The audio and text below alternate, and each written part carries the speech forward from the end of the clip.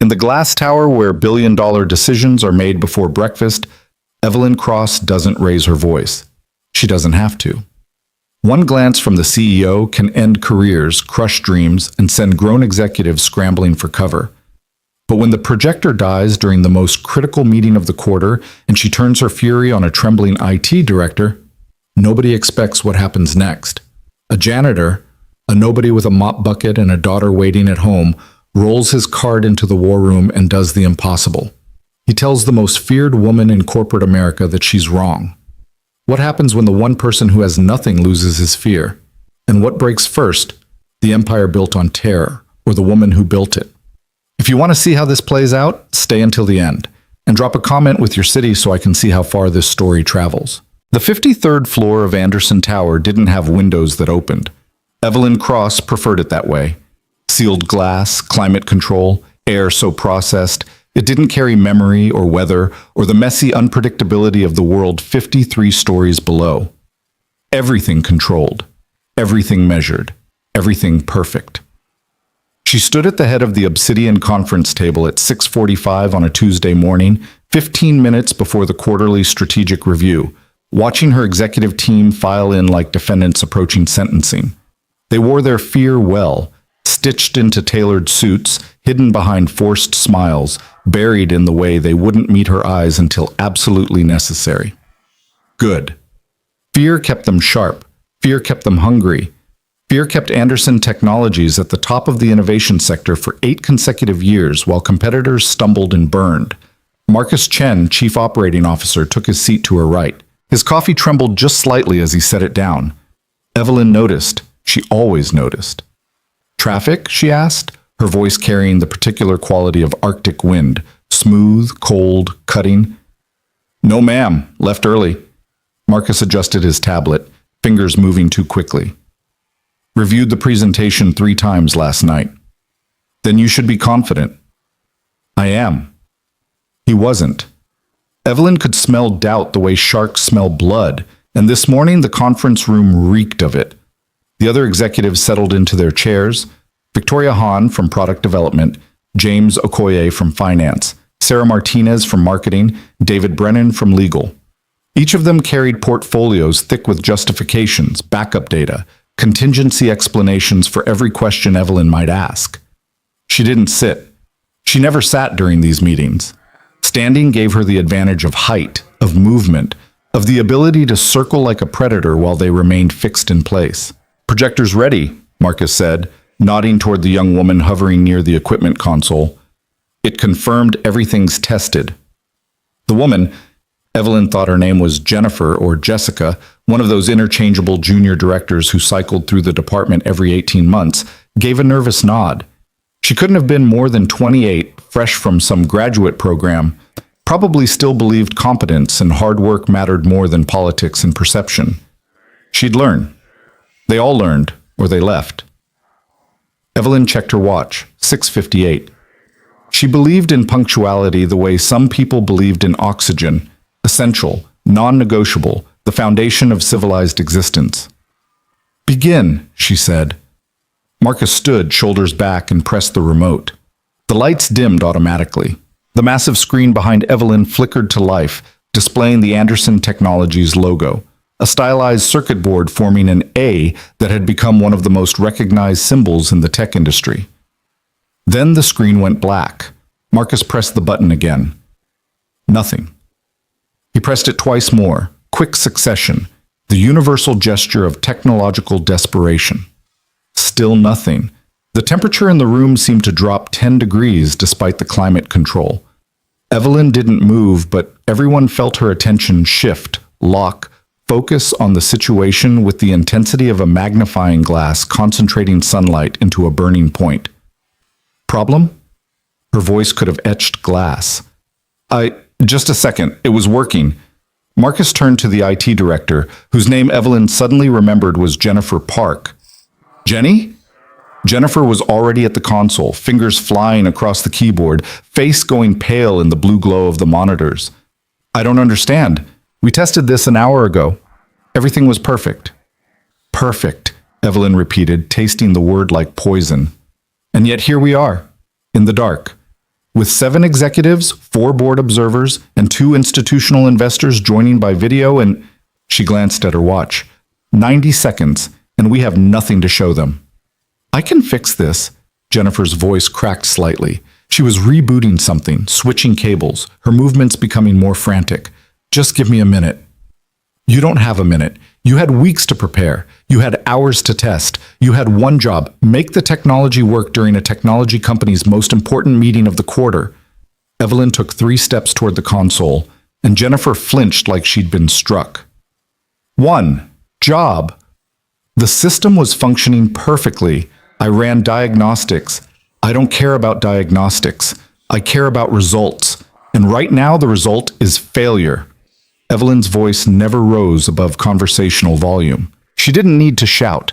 Every word landed with surgical precision, designed to cut. Do you know what this meeting represents? Do you have any concept of what's at stake? Jennifer's hands were shaking now, making it harder to work. She kept glancing at the screen, at Evelyn, at the cable connections, her breathing shallow and quick. Ma'am, if I could just... The backup system. The backup system should have been the primary plan. Redundancy is basic protocol, but apparently basic protocol is beyond your capabilities. The room was silent, except for Jennifer's increasingly desperate clicking and the soft hum of the ventilation system. The other executives stared at their tablets or the table or anywhere that wasn't the execution happening in front of them. Marcus half stood, then thought better of it and sat back down. I'm sorry, Jennifer whispered. I'll have it working in just... You're sorry.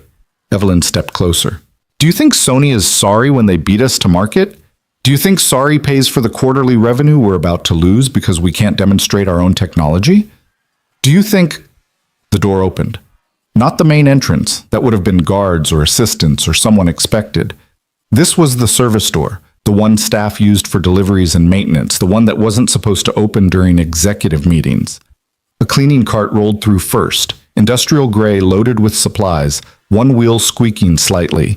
Behind it came a man in a maintenance uniform, dark blue coveralls with an Anderson Technologies patch over the heart, work boots, a name tag that read Ryan. He was maybe 35, 40 at most, with the kind of lean build that came from actual physical work rather than expensive gym memberships.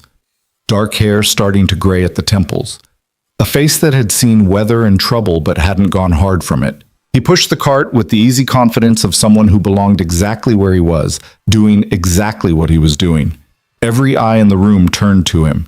He stopped, taking in the scene with a quick sweep, the darkened screen, the panicking IT director, the frozen executives, Evelyn standing like an ice sculpture carved from corporate fury. Sorry, he said, voice calm and completely unflustered. Didn't realize the meeting had started. I'll come back. He started to turn the cart around. Wait. Evelyn's command could have stopped a train. Did facilities not receive the schedule? This floor is off limits during quarterly reviews. Ryan paused, one hand still on the cart handle. He looked at Evelyn directly, not challenging, not afraid, just looking at another human being. Got the schedule. Also got told the coffee station needed service before 7. Can't do both, so I prioritized what I was told. His voice carried a trace of something, not quite an accent, but the rounded vowels of somewhere west of here, somewhere that measured distance in hours, driven rather than subway stops. Then your priorities were wrong. Evelyn dismissed him with a glance, turning back to Jennifer. You have 30 seconds before I cancel this meeting and put a termination memo on. It's not her fault. The words dropped into the room like a stone into still water. Evelyn turned slowly, very slowly, the kind of slow that came before volcanic eruptions. Ryan hadn't moved. He stood there with his hand on his cleaning cart, meeting her gaze with the same calm directness. Excuse me?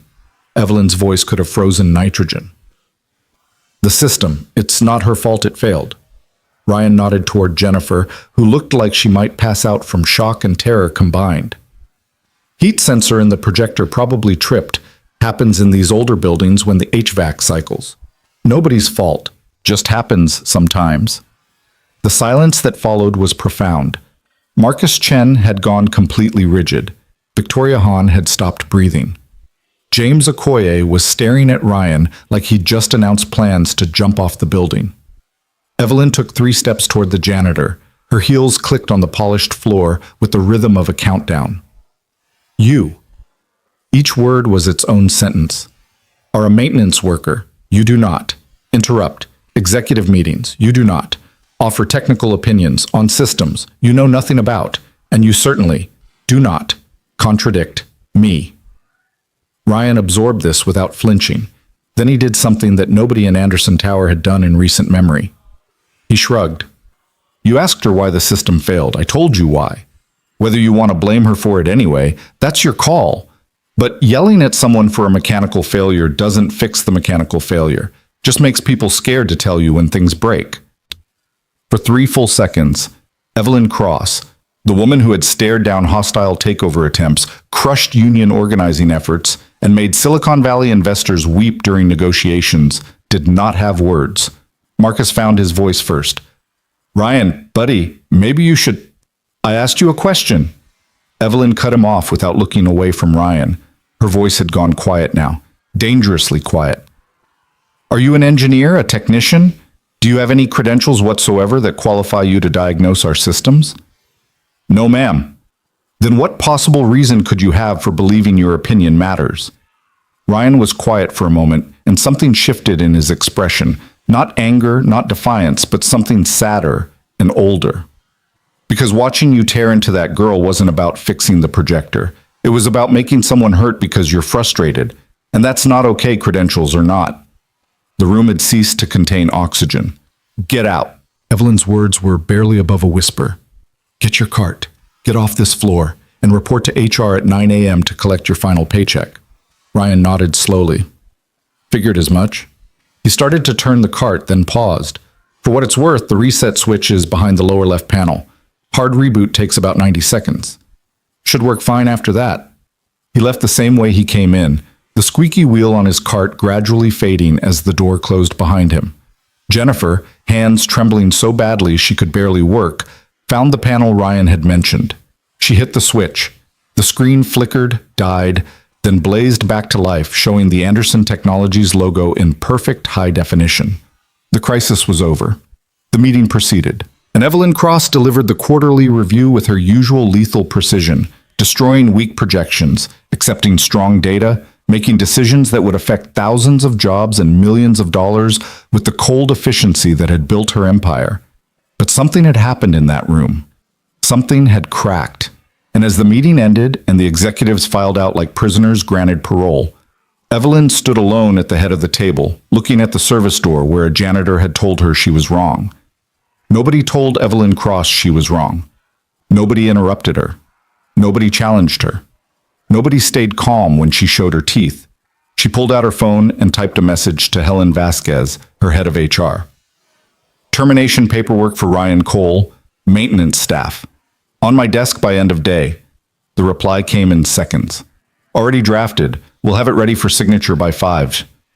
Evelyn set the phone down and stood in the empty conference room, surrounded by the empire she'd built through fear and fury and the absolute refusal to accept anything less than perfection from anyone, ever, for any reason.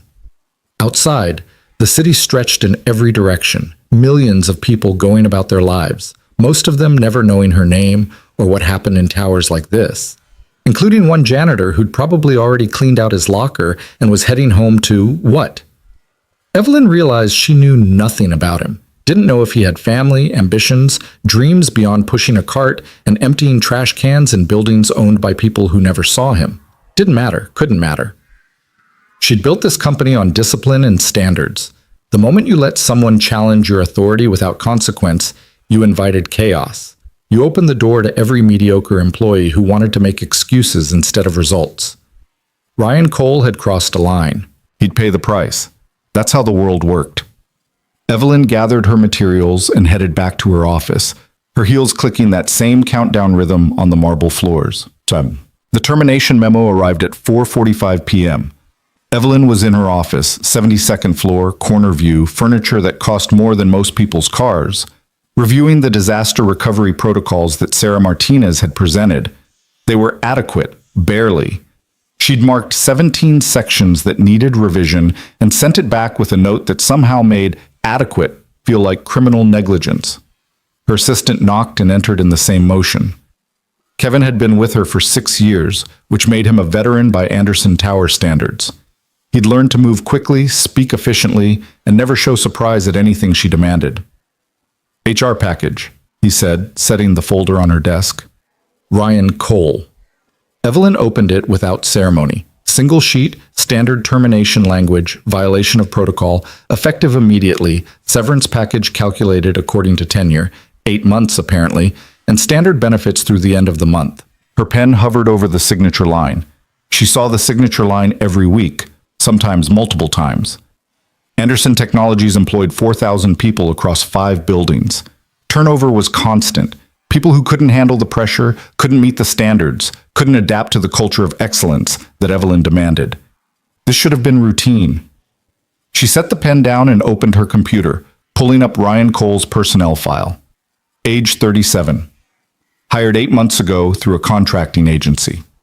Previous employment, Reynolds Manufacturing, machinery operator, 12 years. Gap in employment, 14 months. Current position, custodial services, night shift, building maintenance level 1. Education, high school diploma, some community college, no degree. Emergency contact, Emma Cole, daughter, age 9. Evelyn stopped. Daughter. Single father then. The gap in employment suddenly had context. A child who needed care, bills that needed paying, the kind of desperate mathematics that led a former machinery operator to take a night janitor job that probably paid a third of what he used to make. She closed the file, opened it again. Performance reviews. Reliable, thorough, professional, completes assignments efficiently, no complaints from staff or tenants. No complaints. Until he'd walked into her meeting and told her she was wrong. Evelyn picked up the pen again. This was business. Personal circumstances didn't matter. You couldn't run a company on sympathy. The moment you started making exceptions, everything fell apart. She thought about how he'd looked at her. Not angry, not afraid, just disappointed. Like she was someone who should have known better. Like she was someone who'd failed a test she didn't know she was taking. Her phone buzzed. Text from Marcus. Board loved the presentation. Wilson especially. Great recovery. Recovery. Because a janitor had told Jennifer Park where the reset switch was. Evelyn set the pen down again and stood, walking to the window. The city spread below her, lights starting to glow as evening settled in. Somewhere down there, Ryan Cole was probably having dinner with his daughter, probably worrying about rent and groceries and how long it would take to find another job. Probably not thinking about Evelyn Cross at all. She'd fired hundreds of people, thousands, if you counted the layoffs and restructurings. It was part of leadership. You couldn't build anything great by keeping people who didn't fit. But something about this felt different. He hadn't been incompetent, hadn't been lazy or careless or any of the usual reasons. He'd broken protocol, yes. Interrupted a meeting, absolutely. But he'd been right. About the projector, about Jennifer, about... Evelyn turned from the window and sat back at her desk. She pulled the termination memo toward her, pen poised. 8 months of employment, 1 daughter, night shift work that probably meant he was sleeping while she was at school, parenting on fumes and determination. 1 moment of speaking up, 1 moment of truth nobody else in that room had the courage to voice. The pen touched paper, lifted, touched again, lifted. Evelyn closed the folder and dropped it in her outbox without signing. Kevin, she called. Her assistant appeared instantly. Yes? The Cole termination. Hold it. Hold it? Did I stutter? No, ma'am. For how long? I'll let you know. Kevin took the folder and left, his face betraying nothing. He'd learned that too. Never question, never assume, just execute. Evelyn turned back to her computer and pulled up the building's staffing schedules. Night maintenance worked 10 p.m. to 6 a.m., Monday through Friday. Ryan Cole was assigned to floors 50 through 75. She'd never noticed him before today. That wasn't surprising. Evelyn didn't notice custodial staff any more than she noticed the electrical wiring or the plumbing. Infrastructure, necessary but invisible. Except he'd made himself visible. and now she couldn't quite make him invisible again. She worked until 7, then 8, then 9. The office emptied around her the way it always did, people escaping to lives and homes and families. Evelyn stayed. She always stayed. Work was clean, predictable, safe. At 9:45, she gathered her things and headed for the executive elevator. At 9:58, she got off on the 53rd floor instead of the parking garage. The lights were different at night, softer, emergency lighting instead of full overhead. The floor felt like a different place, empty and quiet, the conference room dark behind its glass walls. She heard the cart before she saw it. That same squeaky wheel. Ryan emerged from one of the side offices, pushing his cart, a trash bag slung over one shoulder. He saw her and stopped, not startled exactly, but alert. Careful. Ms. Cross? No fear in his voice, but no warmth either. Professional distance. Evelyn realized she'd come down here without any plan for what to say. She stood there in her $1,000 suit, briefcase in hand, facing a man in coveralls who was holding a bag of garbage. The memo didn't go through, she said. Ryan absorbed this. Okay. You're not fired. Okay? That's all you have to say? He set the trash bag on his cart carefully, then looked at her with that same clear, direct gaze. What would you like me to say? Thank you. I appreciate it. I'm grateful you didn't destroy my life over telling the truth. Most people would at least pretend to be relieved. I am relieved. My daughter needs health insurance and I need this job, but I'm not going to pretend I'm grateful for basic decency. Evelyn felt something sharp twist in her chest. Basic decency. Yeah. Ryan picked up the trash bag again. Not punishing people for being honest with you. That's pretty basic. In my world, honesty without respect is insubordination. In my world, respect without honesty is just fear wearing a nice suit. They stood in the dim hallway, the distance between them vast despite being only 10 feet apart. Different worlds, different rules, different definitions of every word that mattered. You could have stayed quiet, Evelyn said. It would have been safer. Probably. So why didn't you? Ryan was quiet for a moment, and something moved behind his eyes. Not anger, but old pain that had scarred over into something harder. Because watching people get torn apart for things that aren't their fault reminds me of every bad boss and bad job I've ever had. And I promised myself if I saw it happening and could say something, I would, even if it cost me. That's an expensive promise. Turns out I can afford it. Ryan shifted the bag. I've lost more important things than jobs. The words hung there, heavy with unspoken history. Evelyn wanted to ask, lost what? Lost how? What made a man willing to sacrifice his livelihood for a stranger he'd never met? But she didn't ask. Didn't have the right. Didn't have the language for conversations that went beneath the surface of transactions and protocols. If you pull something like that again, she said instead, I won't hold the memo next time. Understood. Interrupting meetings is grounds for immediate termination. Yes, ma'am. And offering unsolicited technical advice is outside your job description. Noted. Evelyn turned to leave, then stopped. The projector. How did you know about the reset switch? For the first time, Ryan almost smiled. Used to work with industrial machinery. When something stops working and people are panicking, first rule is check if it just needs a hard reboot. Turns out expensive projectors aren't that different from assembly line equipment. You knew the solution the whole time. I knew what to try. Sometimes that's enough. Evelyn nodded slowly. She walked to the elevator, pressed the button, waited. Before the doors opened, she spoke without turning around. Thank you. For what? The projector. The meeting went well. Ryan made a soft sound that might have been amusement. You're welcome, Ms. Cross. The elevator arrived.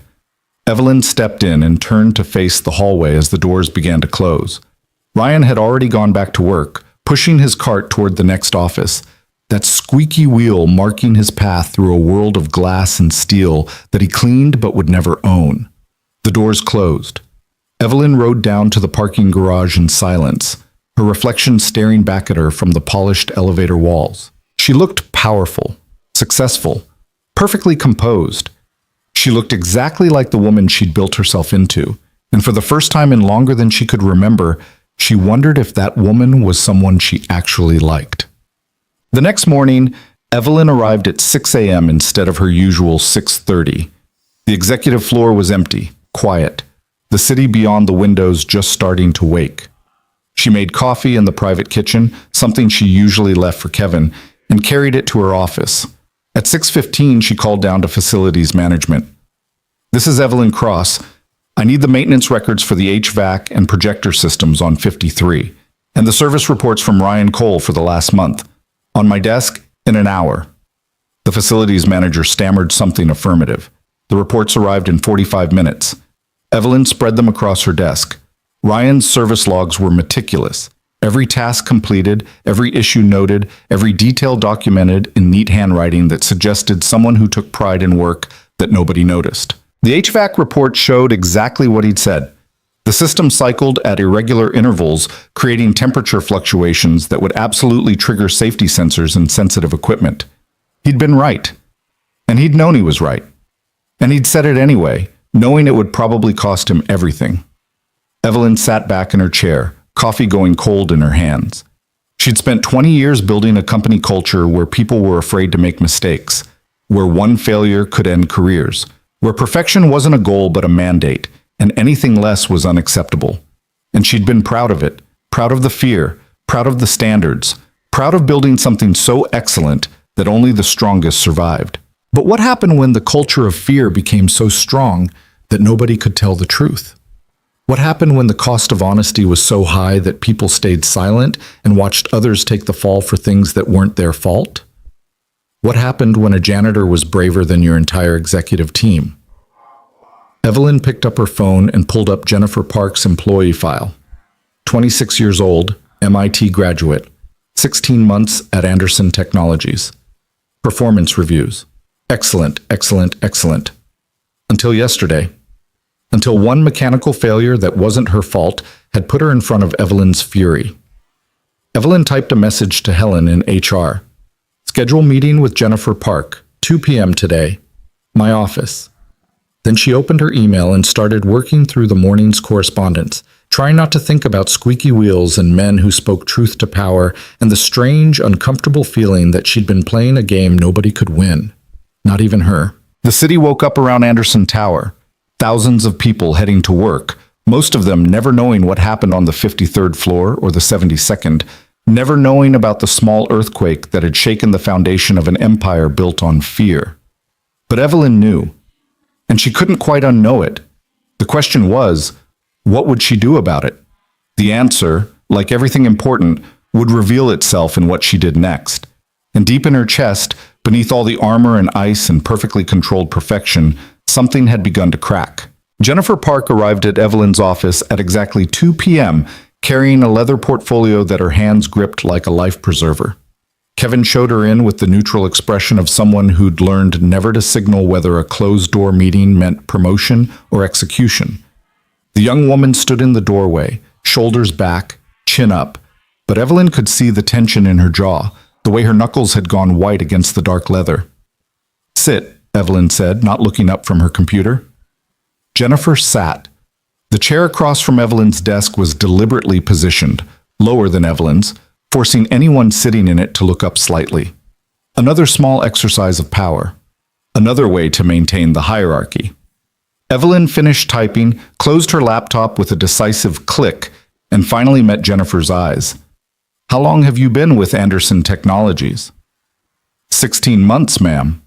"And before yesterday, how would you rate your performance?" Jennifer's throat worked. "I believe I've met or exceeded expectations in every quarterly review." "You believe?" "I know I have, ma'am. My reviews have been consistently excellent." Evelyn leaned back in her chair. "Then walk me through what happened yesterday morning." A flash of something, confusion, maybe fear, crossed Jennifer's face. "With the projector?" "Yes. I tested the system at 5:30 a.m., ran full diagnostics. Everything was functioning perfectly. Video output, audio sync, network connectivity. I documented everything according to protocol." Jennifer's voice steadied as she moved into technical territory. "The failure was a thermal shutdown triggered by HVAC cycling. The building's climate control system creates temperature fluctuations that can trip safety sensors and sensitive equipment. It's a known issue with the older infrastructure, but it's intermittent and hard to predict. And you didn't flag this as a potential problem?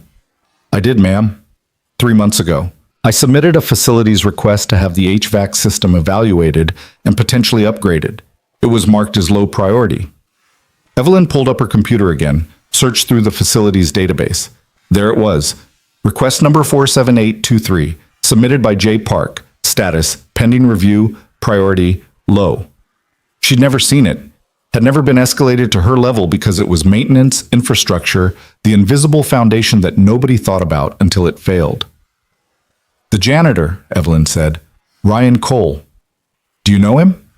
Jennifer blinked at the change of subject.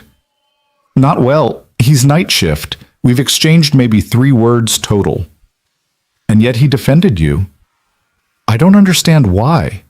Jennifer's voice went quiet. I've never done anything for him. We're not friends. I'm not even sure he knew my name before yesterday. Evelyn stood and walked to the window, her thinking position, where she could look out at the city and organize the complex equations of business into clean, actionable decisions. I built this company on accountability, she said. No excuses, no exceptions.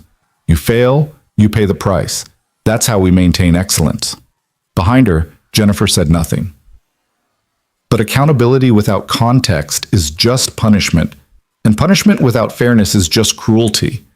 Evelyn turned to face her. You did your job correctly. You identified a problem and reported it through proper channels. The system failed you, not the other way around. Jennifer's eyes widened slightly. I'm approving your facilities request. Full HVAC evaluation and upgrade for floors 40 through 60. Budget approved through operations. You'll oversee the implementation. Thank you, ma'am. Don't thank me. I should have seen the request months ago. That's my failure, not yours. The words felt strange in Evelyn's mouth. Admission of error, acknowledgement of imperfection. But they were true. And Ryan Cole's voice echoed in her head. Respect without honesty is just fear wearing a nice suit. Jennifer stood, still looking uncertain. Is there anything else? Yes. Evelyn moved back to her desk, pulling up a document. I want you to audit all pending facilities requests across all buildings. Anything that affects system reliability gets escalated to my attention immediately. And I want to report on how many technical failures in the last 2 years could have been prevented with proper maintenance. That's a significant project. It is, which is why you'll need support. Pull whoever you need from IT and facilities. This is priority 1. Jennifer nodded, making notes on her tablet, the fear slowly draining from her posture. I'll have a preliminary assessment by end of week. Good. Evelyn sat down, signaling the meeting was ending. And Jennifer? Yes, ma'am? In the future, if you identify a problem and it doesn't get addressed through normal channels, bring it directly to me. I can't fix what I don't know is broken. Jennifer left, and Evelyn sat alone in her office, staring at the closed door. She'd just done something unprecedented, admitted fault, changed policy, invited lower-level employees to bypass the chain of command. In any normal week, it would have been unthinkable. But this wasn't a normal week, because a janitor had looked at her with disappointment instead of fear, and somehow that had shaken the foundation more than any hostile takeover or market crash ever had. Evelyn started noticing things. It happened gradually, like adjusting to a new prescription, the world coming into focus in ways she hadn't realized were blurred. She noticed that when she walked through the building, conversations stopped. People found urgent reasons to study their phones, examine documents, hurry in opposite directions. The wake of silence that followed her wasn't respect. It was fear. She noticed that in meetings, people agreed with her too quickly. They didn't push back on bad ideas, didn't offer alternatives, didn't risk disagreement, even when disagreement might save the company money or time or disaster. She noticed that the elevator rides were always alone. Nobody wanted to share space with her unless required. 21 floors from executive parking to her office, and in 3 years she'd never had a single casual conversation during that ride. And she noticed Ryan Cole. Not deliberately, not seeking him out, But once you saw someone, really saw them, they stopped being invisible. He worked quietly, efficiently, moving through the building like water, present but unobtrusive, essential but ignored. He emptied trash, cleaned surfaces, restocked supplies, all the invisible labor that kept a building of 4,000 people functioning. And he talked to people. Evelyn saw it one evening when she worked late, passing through the 65th floor at 9 p.m.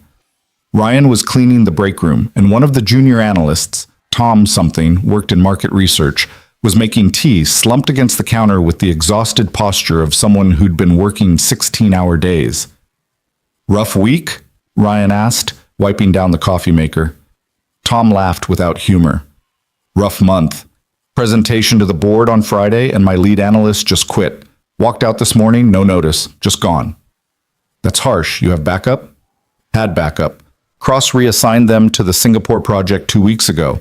So now I'm doing the work of 3 people with half the time I need." Ryan dried his hands on a towel, leaning against the counter.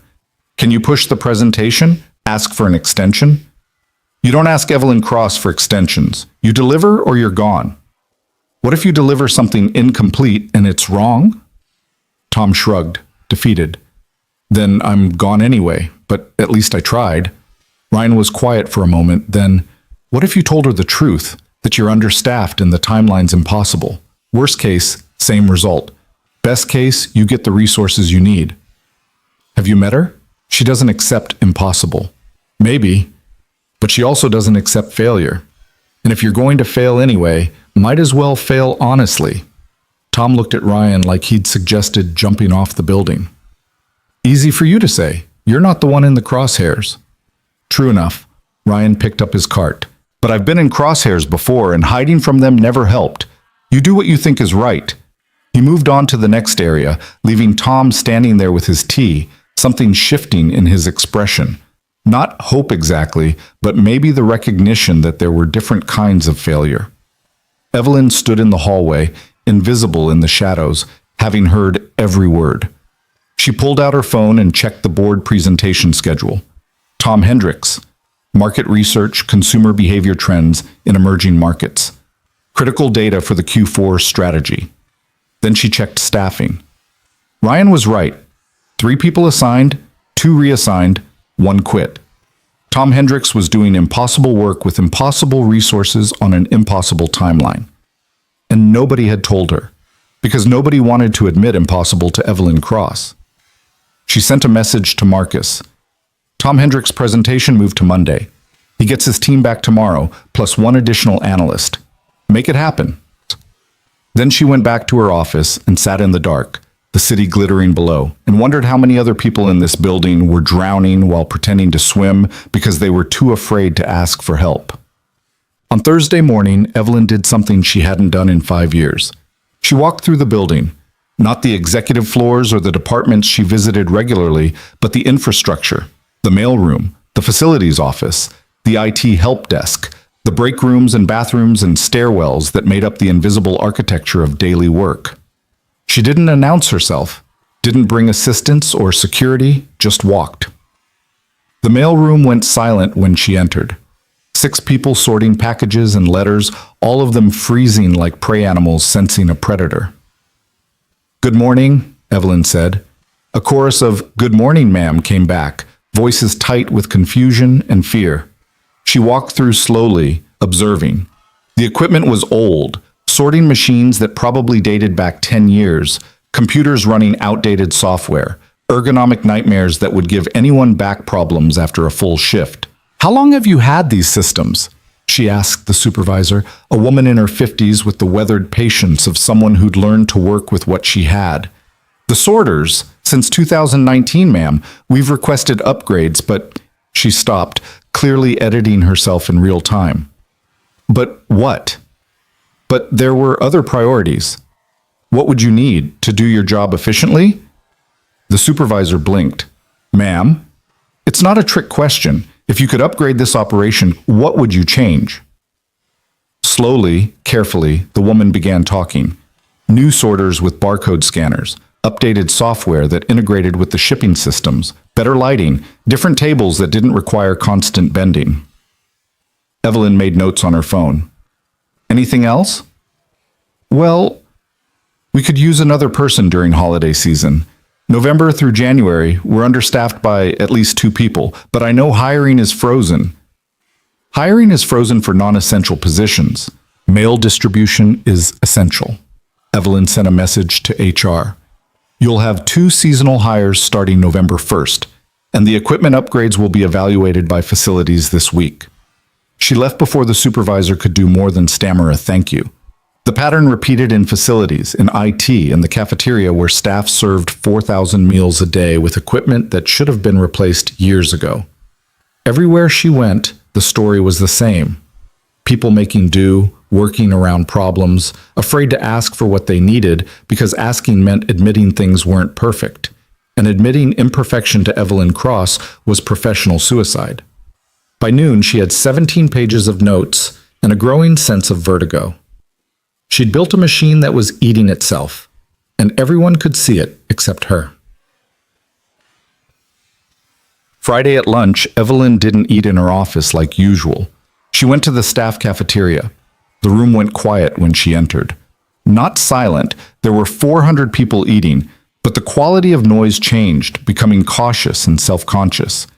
Evelyn got in line like everyone else, selected a salad and coffee, paid with the same card everyone used. Then she stood there with her tray, scanning the room. Every table was full except one. The table where Ryan Cole sat alone, eating a sandwich he'd brought from home, reading something on his phone. Evelyn walked over. Ryan looked up, registered her presence, and something like amusement flickered across his face. "This seat taken?" Evelyn asked. "It is now." Ryan gestured to the chair across from him. Evelyn sat. Around them, conversations had died completely. 400 people pretending not to watch while absolutely watching. "You're causing a scene," Ryan said mildly, taking a bite of his sandwich. "I'm eating lunch. In the staff cafeteria, at a table with a janitor. People are going to talk." "Let them talk." Ryan studied her for a moment. "What are you doing, Ms. Cross?" "I told you, eating lunch." "No, I mean, what are you actually doing? This week you've been walking through the building, asking questions, changing policies. People are nervous." "People are always nervous around me." "True. But this is different. This is waiting for the other shoe to drop, nervous."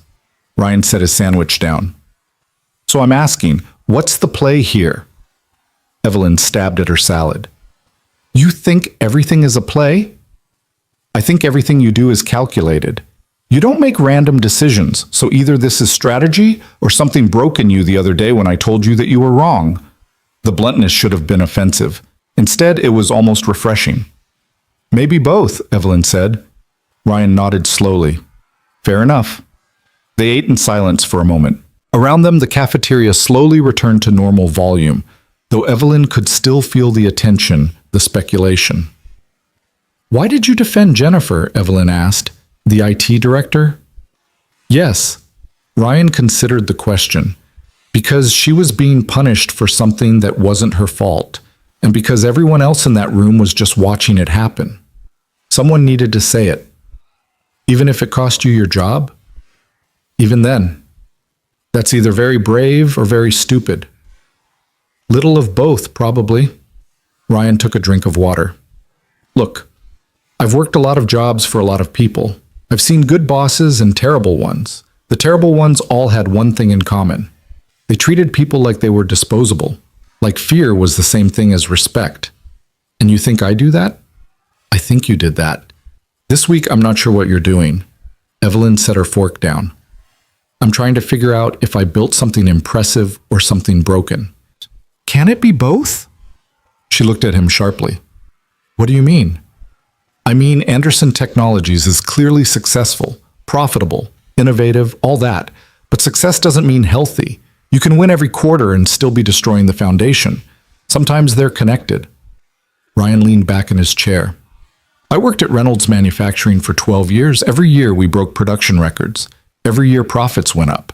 And every year the floor got more dangerous because they cut safety corners to meet targets. You know how that story ends?"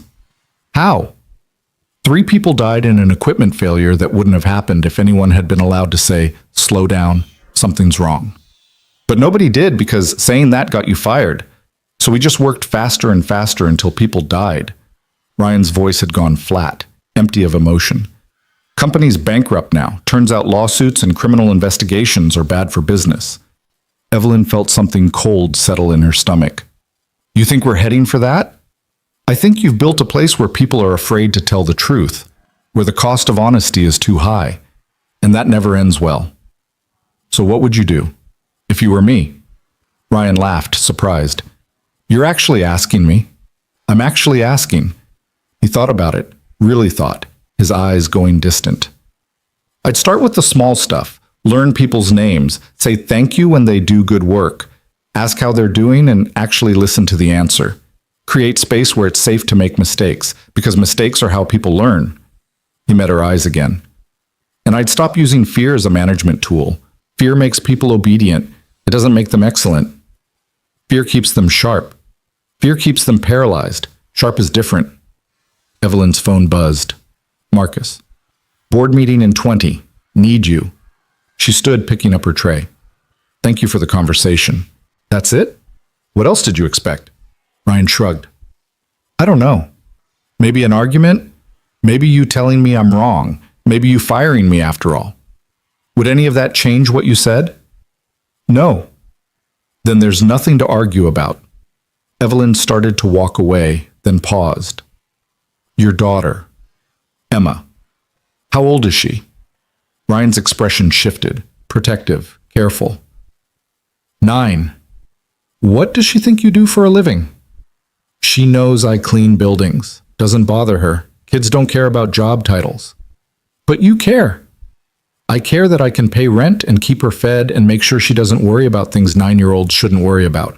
The title doesn't matter. Evelyn nodded slowly. You're a good father. I try to be. She walked away, leaving Ryan sitting there with his sandwich and his phone, and 400 people who would spend the rest of the day dissecting every word of the conversation they'd just witnessed. The board meeting was brutal. 3 hours of quarterly results, strategic projections, competitive analysis. Evelyn delivered every answer with her usual precision, defended every decision, presented every metric that proved Anderson Technologies was winning. But she kept thinking about Reynolds Manufacturing, about people who died because speaking up was too dangerous, about the difference between success and health. When the meeting ended and the board members filed out, Wilson Chen, chairman, primary investor, the man who'd backed Evelyn when she was just a brilliant engineer with a crazy idea, lingered. You seem distracted, he said. Evelyn closed her laptop. I'm fine. Evelyn, I've known you 15 years. You're never fine, but you're always focused. Today, you're somewhere else. Wilson sat down across from her, the room suddenly feeling smaller. What's going on? She could deflect, make excuses, maintain the armor. Instead, she heard herself say, Do you think I'm a good leader? Wilson blinked. What kind of question is that? An honest one. He leaned back, studying her with the shrewd intelligence that had made him one of the most successful venture capitalists in the valley. You're an effective leader. You get results. You build profitable companies. You execute strategy flawlessly. That's not what I asked. Wilson sighed. No, it's not. He was quiet for a long moment. You want the truth? You're brilliant and terrifying in equal measure. You've built something extraordinary here. But you've also built a culture where people are afraid of you, and I'm not sure that's sustainable long term. Fear creates discipline. Fear creates compliance. There's a difference. Evelyn felt something crack a little wider in her chest. Why didn't you tell me this before? Would you have listened? No, she wouldn't have. What changed? Wilson asked. A janitor told me I was wrong. Wilson laughed, surprised. I'm sorry, what? Evelyn told him the story. The projector, Ryan's interruption, the termination memo she didn't sign, the conversations that had followed. All of it. When she finished, Wilson was quiet for a long time. You know what I think? He finally said. I think you've been so focused on being perfect that you forgot how to be human, and someone reminded you that there's a difference. Being human doesn't build billion-dollar companies. No. But being human means people will follow you even when things get hard. Being perfect just means they wait for you to fail. Wilson stood, gathering his materials. You're at a crossroads, Evelyn. You can keep being the most feared CEO in the industry, or you can try being the most respected, but you probably can't be both. He left, and Evelyn sat alone in the empty conference room, staring at the table where she'd destroyed countless presentations and careers and egos in the name of excellence. Wilson was right. Ryan was right. Even Jennifer, in her careful, technical way, was right. The question was, what was Evelyn going to do about it? Bam. That night, she stayed until 11 p.m., working through the audit Jennifer had completed ahead of schedule. The report was devastating. 47 system failures in the last 2 years that could have been prevented with proper maintenance. 32 employee complaints about equipment or conditions that had been marked low priority and ignored. 19 resignations by high-performing employees who cited toxic culture as the primary reason for leaving. Evelyn sat in her dark office, reading through exit interview after exit interview, seeing the same phrases repeated like a mantra. Afraid to make mistakes. No room for error. Constant pressure and fear. Felt dispensable. She'd built this. Every word, every complaint, every talented person who'd walked away rather than continue working in an environment where perfection was mandatory and humanity was weakness. She'd built a machine that broke people and called it excellence. Her phone rang. Emma Cole, according to the caller ID. No, that was Ryan's emergency contact. Same last name. Evelyn answered without thinking. Hello? Hi. A young voice, uncertain. Is this Miss Cross, the boss lady? This is Evelyn Cross. Who is this? I'm Emma. My dad's Ryan. He's the janitor. A pause. He left his phone in the cafeteria, and the lady there saw your number was the last call, and I need to reach him because I'm at my friend's house, and I need picked up, but I don't know this phone number, and... Slow down, Evelyn said gently. Your father left his phone at work? Yeah, he always does that. Gets distracted cleaning stuff. Emma sounded exasperated in the way only children could about their parents' flaws. Can you tell him Emma needs picked up at 847 Brighton Street, Sarah's house? I can do that. What's your father's cell number? I don't know it. It's programmed in my phone, but my phone died. Evelyn checked the building system. Ryan was currently logged in, working the 58th floor. I'll find him and give him the message. Thank you. Relief flooded the young voice. You're really nice. My dad said you were kind of scary, but you seem nice. Your dad said I was scary? Well, yeah, but he says that about dentists too, and dentists are helpful, so I think scary can be helpful. Despite everything, Evelyn almost smiled. That's a very mature perspective. I'm 9. I'm basically almost grown up. Of course, I'll make sure your father gets the message right away. Thanks, boss lady. The call ended.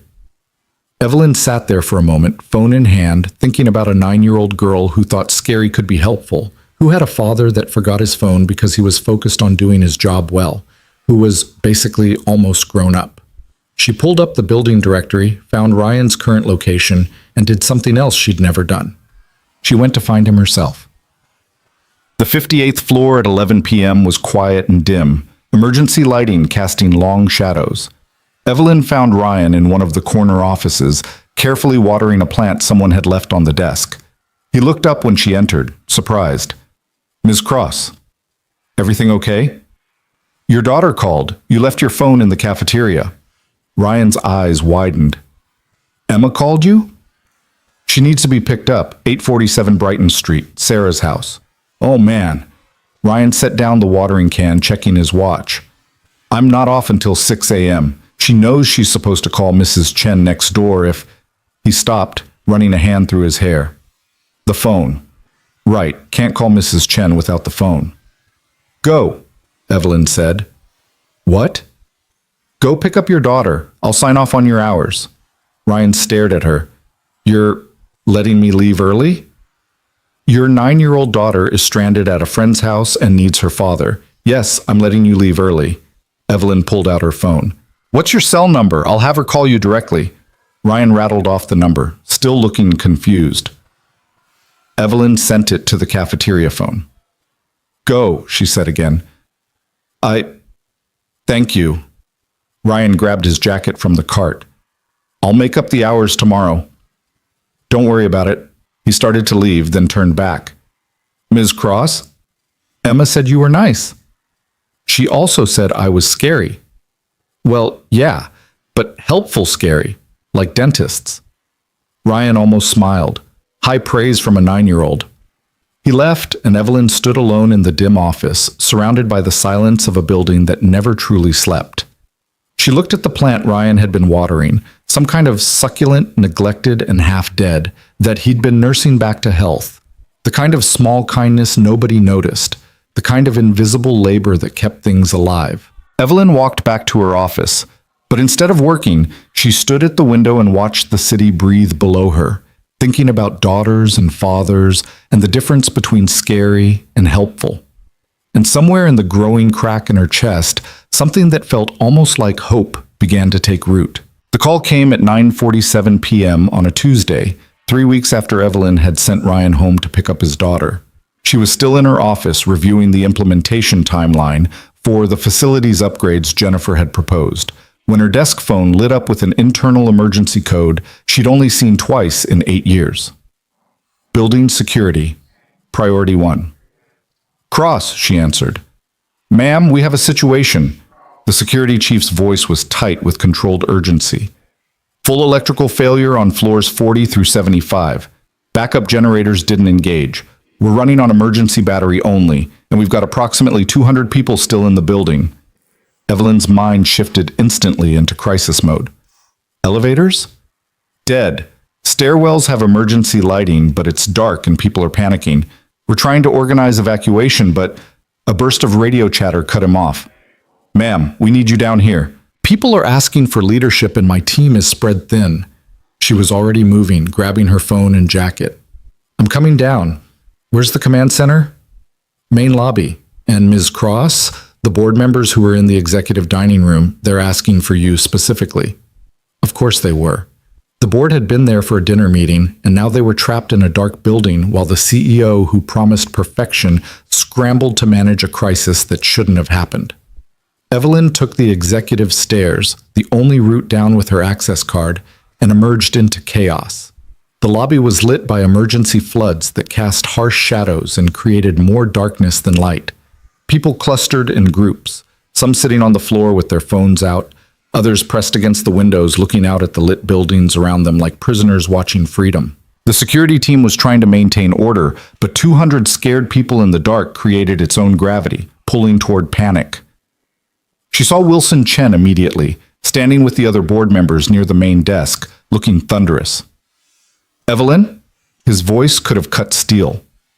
What the hell is happening? Electrical failure. We're working on it. Working on it? We've been sitting in the dark for 20 minutes while your security team tries to figure out if the stairs are safe. This is unacceptable. A woman Evelyn didn't recognize pushed forward. I have a heart condition. I can't walk down 70 flights of stairs. What's your plan for people who can't evacuate?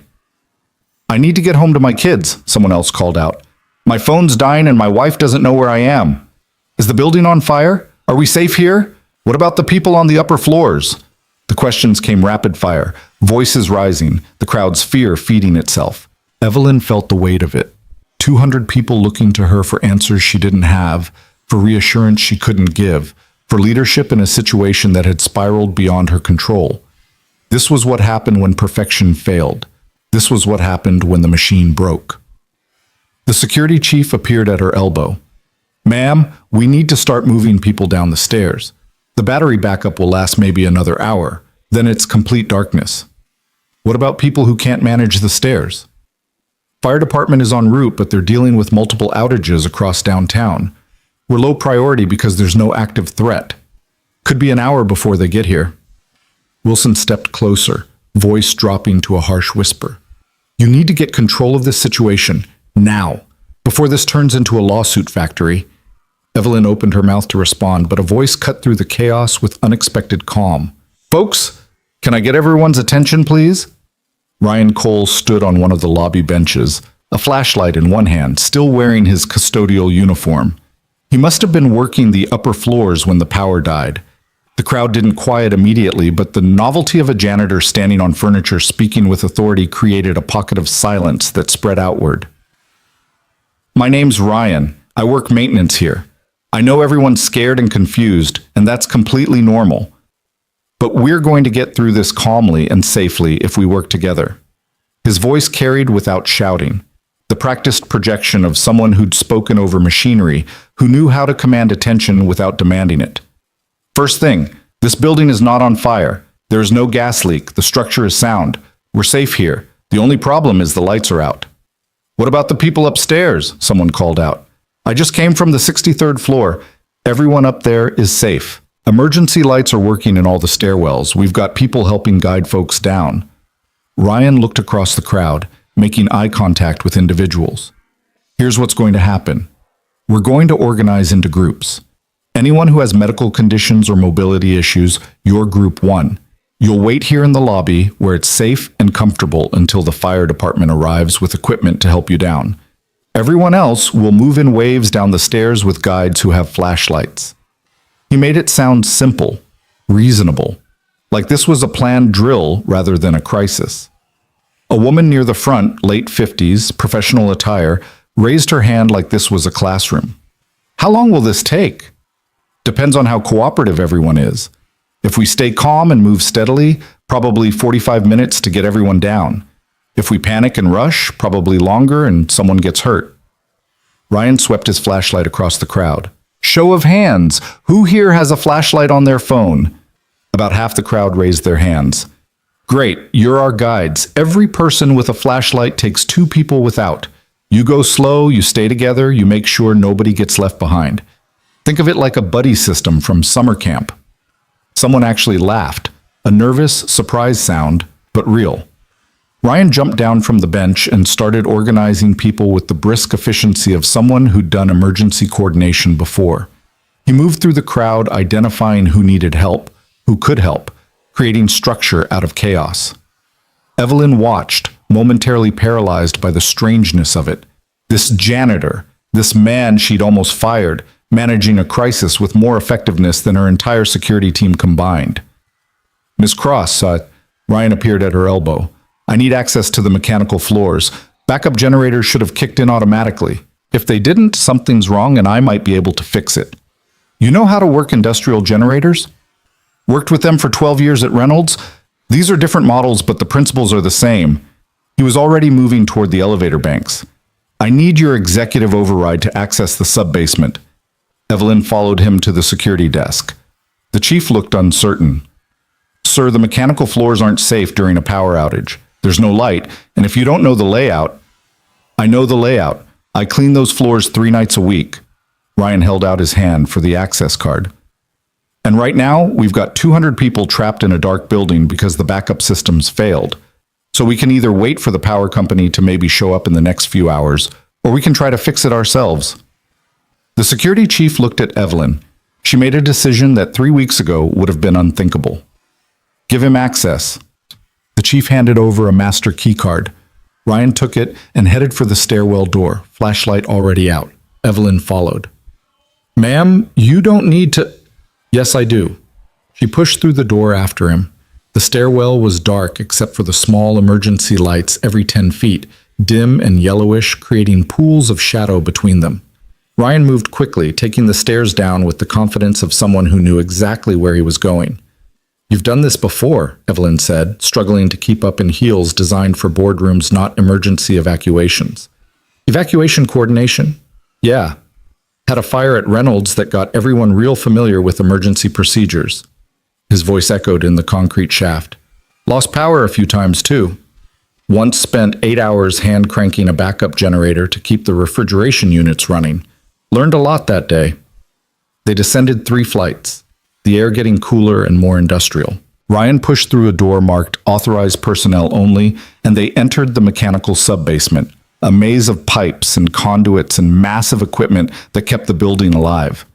It was completely dark except for their flashlights. Ryan moved through it like he had a map in his head, navigating between equipment that hummed and ticked and breathed. There, he said, flashlight landing on 3 massive generators in a row. These should have engaged the second the main power dropped. He moved closer, examining the control panels. Evelyn stood back, feeling useless in a way she'd never experienced. This was a world she didn't understand, mechanical, physical, the literal guts of the building she worked in but never saw. Found it. Ryan's voice carried grim satisfaction. Safety override is engaged. Someone hit the emergency shutoff. Why would anyone do that? Probably didn't mean to. These switches are supposed to be covered, but he pried open a panel. Yeah, the cover's been broken for a while. Someone probably bumped it accidentally. Maybe a cleaning crew, maybe maintenance. Just wrong place, wrong time. He studied the generators, flashlight moving across gauges and switches. I can reset these, but they're going to be loud when they kick in. And there's a chance they don't work at all if something else is damaged. Do it. Ryan looked at her. If I'm wrong and I make things worse, you won't make things worse. We're already in the dark. Evelyn moved closer. And even if you're wrong, at least you tried. That's more than anyone else has done. Something passed across his face. Recognition, maybe, or surprise that she'd say something like that. He turned back to the generators and started working. Evelyn watched him move with practiced efficiency, checking connections, resetting breakers, his hands confident on equipment that looked like it belonged in a factory. This wasn't custodial work. This was skilled labor, technical knowledge, the kind of expertise that came from years of actual hands-on experience. Why are you working as a janitor? The question came out before she could stop it. Ryan didn't pause in his work. Because it was the first job that would hire me after 14 months unemployed, and because it has health insurance for Emma. But you're clearly overqualified. Overqualified doesn't mean much when you've got a gap in your resume and references from a company that went bankrupt. He tightened something with a wrench he'd pulled from his pocket. Plus, people have this idea that if you did one thing for a long time, that's all you can do. I was a machinery operator, so that's all I could be. The fact that I understood the systems and could fix them when they broke didn't fit the box on the application. That's idiotic. Ryan laughed, short and sharp. Welcome to the job market for regular people, Ms. Cross, where what you can do matters less than what your last title was. Evelyn thought about all the resumes she'd rejected over the years for exactly those reasons. Employment gaps, wrong backgrounds, career changes that didn't follow a clear narrative from undergraduate degree to executive success. How many people like Ryan had she dismissed without a second thought? Almost there, Ryan said, working a series of switches in sequence. When these kick in, it's going to sound like the building's exploding. Don't panic. I don't panic. Everyone panics sometimes, Ms. Cross. They just call it different things. He positioned his hands on two switches simultaneously. Ready? Do it. Ryan threw both switches. For 3 seconds, nothing happened. Then the generators roared to life with a sound like thunder trapped in concrete. The vibration shook the floor, rattled the pipes, made Evelyn's teeth ache. Lights flickered and died, flickered again, then blazed to life. Harsh industrial fluorescence that made them both squint after the darkness. A series of mechanical thuds echoed through the building as systems engaged in sequence. HVAC, elevators, the thousands of electrical components that made a modern building function. Ryan watched the generators, tension in his shoulders, waiting to see if his fix would hold. The noise stabilized. The light stayed on. The building breathed. We're back, Ryan said quietly. Evelyn pulled out her phone. Signal restored. Messages flooding in. Security confirming power restoration. Wilson Chen demanding an explanation. Marcus asking if she was safe. She ignored all of them and looked at Ryan, who was carefully closing the generator panels, making sure everything was secure before they left. You just saved this company millions in liability and reputation damage, she said. Ryan shrugged, wiping his hands on his coveralls. Just did what needed doing. Most people wouldn't know how. Most people were never machinery operators who had to fix equipment in the dark because calling a technician would shut down production and cost everyone their bonuses. He turned to face her, and in the harsh light she could see the tiredness around his eyes, the gray in his hair, the years of hard work written in his posture. You learn to solve problems when the alternative is worse. They stood in the mechanical room, surrounded by the restored heartbeat of the building, and Evelyn felt something fundamental shift in her understanding of the world. All the credentials, all the elite education, all the strategic planning, none of it had mattered when the lights went out. What mattered was a man who knew how to fix things. What mattered was someone who stayed calm when everyone else panicked. What mattered was the invisible knowledge, the uncredentialed expertise, the kind of capability that came from doing real work in the real world where failure had real consequences. "Come on," Ryan said, heading for the stairs. "We should get back up there before people start worrying the generators are going to explode or something." They climbed back to the lobby where the restored lights had transformed fear into relief. People were laughing, some were crying, everyone was talking at once. The security team was organizing the evacuation, now calm and orderly, people heading for the exits in groups, checking on each other. Wilson Chen spotted Evelyn and crossed the lobby with the force of a freight train. "We need to talk, now." "I agree. This is unacceptable. The backup systems should be tested regularly. There should be redundancies. This kind of failure was my fault," Evelyn said. Wilson stopped mid-sentence. "What?" "The generators were maintained according to schedule. The failure was a mechanical accident, someone accidentally hitting an override switch. But the fact that we weren't prepared for this kind of crisis, that's on me. I prioritized other things and assumed the infrastructure would just work." Ryan had disappeared into the crowd, helping people find their belongings, making sure everyone had a way home. Evelyn watched him move through the lobby, invisible again now that the crisis was over. "How did you restore power?" Wilson asked. "I didn't. Ryan Cole did. The janitor." Wilson's expression did something complicated. "The same janitor who told you that you were wrong?" "The same one." "And you trusted him to fix our generators?" "I trusted him because he knew what he was doing, unlike everyone else standing around hoping someone would solve the problem for them." Evelyn met Wilson's eyes. "Including me." The chairman was quiet for a long moment, studying her face. "You're different." "I'm trying to be." "Is it working?" Evelyn thought about the last 3 weeks, the conversations with staff she'd never spoken to before, the equipment upgrades she'd approved, the small changes in how she moved through the building, learning names, saying thank you, creating space for people to be honest instead of just obedient. "I don't know yet," she admitted, "but I know what I was building before wasn't sustainable. And I know that when everything broke tonight, the person who fixed it was someone I almost fired for telling me the truth." Wilson nodded slowly. "You realize the board is going to want answers, reports, explanations for how this happened. I'll give them answers. Real ones, not just excuses." Evelyn pulled out her phone. "And I'm implementing new protocols. Regular infrastructure audits by people who actually understand the systems, not just administrators checking boxes. Investment in redundancy and training, and a culture where people can flag problems before they become disasters. That's going to be expensive. Not as expensive as a lawsuit when someone gets hurt because we cut corners." Evelyn started typing notes. "Or the reputation hit when people find out Anderson Technologies can't even keep its own building powered." Wilson almost smiled. 3 weeks ago, you would have found someone to blame and buried this before morning. 3 weeks ago, I thought control meant perfection. Now I think it means being honest about what's broken and fixing it before it breaks you."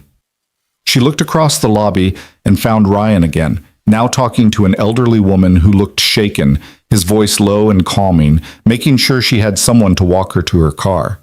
He caught Evelyn's eye for just a moment, nodded once, then went back to helping. Wilson followed her gaze. "You should promote him." "He won't accept it. I already tried."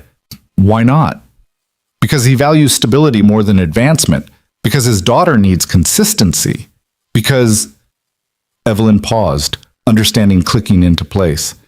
"Because he's already learned that chasing titles and status can cost you everything that matters. So he chooses differently now." The lobby was nearly empty now, just the last few people gathering their things, the security team doing final sweeps. The crisis was over. The building was safe. And somewhere in the resolution, something in Evelyn had broken and reformed into a different shape. "I need to write a report for the board," Wilson said. "What do you want me to tell them?" Evelyn thought about all the ways she could frame this. The corporate speak, the strategic narrative, the careful positioning that would minimize her exposure and maximize the appearance of control. Then she thought about Ryan saying that respect without honesty was just fear in a nice suit. "Tell them the truth," she said. "Tell them our infrastructure failed because we didn't prioritize maintenance. Tell them our emergency protocols weren't adequate because we'd never tested them under real conditions. Tell them the building was saved by a night janitor who knew more about our systems than our entire facilities department. And tell them that's going to change." Wilson raised an eyebrow. "You're sure about that approach?" "No, but I'm tired of pretending everything is perfect when it's not. That doesn't build anything real. It just builds a bigger disaster waiting to happen." The chairman nodded, something like approval in his expression. "I'll be in touch tomorrow. We'll have damage control to manage." He left, and Evelyn stood alone in the restored lobby, watching the last few people trickle out into the night. The building hummed around her, lights blazing, elevators running, every system functioning exactly as designed, as if the last hour hadn't happened, as if the darkness had been a dream. But it had happened, and Evelyn had seen what broke when the machine failed. She'd seen what saved them, and it wasn't the systems she'd built, or the culture she'd created, or the perfection she'd demanded. It was a man who knew how to stay calm in the dark, a man who valued competence over credentials, a man who'd already lost enough that fear couldn't control him anymore. Ryan emerged from the stairwell, his cart loaded with supplies, ready to finish his shift like nothing extraordinary had occurred. He saw Evelyn and altered course slightly, approaching with that same steady calm. "Everyone's clear," he said. "Building's secure. Security team is doing final rounds." "Thank you for everything tonight," Ryan shrugged. "Just doing what needed doing." It was more than that. You organized 200 panicking people, restored critical infrastructure, and made sure everyone got home safe. That's not just anything. Maybe. He adjusted his cart. But it's also just what you do when things go wrong. You either help or you don't. I chose to help. Why? The question came out raw, honest. Why do you keep helping when you have every reason not to? When this place has given you nothing but because the place isn't the people, Ryan interrupted gently. The company might not care about me, but the person stuck in a dark stairwell who's scared? They're not the company. They're just someone who needs help, and I can't walk past that. Evelyn felt something crack wider in her chest, the foundation of ice she'd built over 20 years, the armor of perfection that had kept her safe and alone and successful and empty. "I'm sorry," she said. Ryan tilted his head. For what? For building a place where people are afraid. For creating a culture where someone like you has to be brave just to tell the truth. For, she gestured at the building around them, for not seeing any of this until it broke. It didn't break, Ms. Cross. It just showed you what was already there. Ryan's voice was kind but firm. The question is what you do with that information. I don't know yet. That's fair. Change is hard, especially when you've been successful doing things the old way. He started to push his cart toward the elevators. But I'll tell you what I learned when my whole life fell apart and I had to rebuild from nothing. What's that? Being broken doesn't make you weak. Being afraid to admit you're broken, that's what makes you weak. Ryan looked back at her. You're not weak, Ms. Cross. You're just scared. And scared people make scared choices. But you don't have to keep choosing that way. He left, the squeak of his cartwheels fading as he headed back to work, back to the invisible labor that kept the visible world functioning. Evelyn stood in the empty lobby, surrounded by the restored perfection of her empire, and felt the truth of his words settle into her bones. She was scared. Scared of being vulnerable, scared of being wrong, scared that without the armor of perfection and fear, she'd be nothing. But tonight, in the dark, she'd been nothing. And Ryan Cole had been everything. The choice was clear. She could keep building with fear, or she could try building with truth. The second option terrified her, which, she was starting to understand, meant it was probably the right one. Evelyn walked to the elevator, rode up to her office, and spent the rest of the night writing a different kind of report than she'd ever written before. One that started with 3 words she'd never put in writing to the board. I was wrong. And somehow, in the admission, she felt more powerful than she had in years. The board meeting on Thursday morning had the quality of a tribunal. Evelyn arrived 15 minutes early, unusual for her, as she typically timed her entrances to assert dominance, and found the conference room already occupied. Wilson Chen sat at the head of the table with 4 other board members arranged like judges. The morning light cut through the windows at sharp angles, creating stark divisions between shadow and brightness. "Evelyn." Wilson's voice was neutral, giving nothing away. "Thank you for coming early." She set down her portfolio, noting the copies of her report already distributed around the table. The document she'd written at 3 a.m., fueled by coffee and the strange clarity that came from finally admitting failure. 12 pages of unvarnished truth about infrastructure neglect, cultural toxicity, and systematic blindness to problems that everyone could see except her. Margaret Torres, the board member who'd made her fortune in manufacturing before pivoting to venture capital, tapped the report with one manicured finger. "This is quite the confession." "It's an accurate assessment," Evelyn said, sitting down without waiting for invitation. "It's a liability nightmare," Robert Kim countered. He was corporate law, made his career defending companies against exactly the kind of admissions Evelyn had just committed to writing. "You've documented every failure point in our infrastructure and culture. If anyone sues, we just handed them the evidence." "If anyone sues, they'd find the evidence anyway. At least this way we're ahead of it." "That's not how corporate defense works." "I'm not interested in defense." Evelyn met his eyes directly. "I'm interested in fixing what's broken. And you can't fix problems you won't admit exist." Margaret leaned forward. "Walk us through Tuesday night. What actually happened?" Evelyn did, giving them the unfiltered version. The panic, her own helplessness, Ryan's intervention, the generators. She didn't minimize her failure or inflate the heroics, just the facts, clean and stark. When she finished, the room was quiet. David Okonkwo, who'd been silent until now, spoke with his characteristic precision. "So our building was saved by a janitor you almost fired 3 weeks ago for insubordination." "Yes." "And you're telling us this because?" "Because it's the truth. And because it illustrates exactly what I've been building here. A culture so toxic that the most competent person in the building during a crisis was someone we pay minimum wage to empty trash cans." Robert shook his head. "You're being melodramatic. One incident doesn't—" "It's not one incident." Evelyn pulled out her tablet, bringing up the data Jennifer had compiled. "In the last 2 years, we've had 47 preventable system failures. We've lost 19 high-performing employees who cited culture as their reason for leaving. Our internal employee satisfaction scores are in the 32nd percentile industry-wide. Our turnover rate is double the sector average. And when I walk through this building, people are afraid of me." "You're the CEO," Margaret said. "People are supposed to respect you." "There's a difference between respect and fear. I've been confusing the two for 8 years. Wilson had been watching her carefully throughout the exchange, his expression unreadable. "What are you proposing?" Evelyn took a breath. This was the moment, the point where she either committed to change or retreated back into the comfortable armor of perfection. Complete cultural overhaul, starting with me. She pulled up a new document on the screen.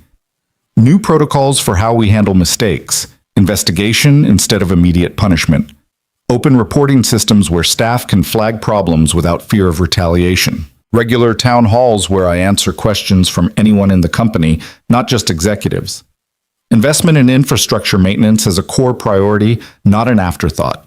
And mandatory training for all leadership on creating psychologically safe work environments. "That's expensive," David said. "Not as expensive as losing our best talent to competitors. Or the next lawsuit. Or the reputation damage when the story gets out that our own janitor knows more about our systems than our executives." Robert's jaw tightened. "That story doesn't need to get out. I'm not suggesting we advertise it, but I'm also not going to pretend it didn't happen." Evelyn looked around the table. "You all know my track record. I've built this company into a billion-dollar enterprise through discipline and standards. And I still believe in those things. But I've also built something else. A culture where people are too afraid to tell me when something's wrong. And that almost destroyed us Tuesday night." Margaret studied the proposal on her tablet.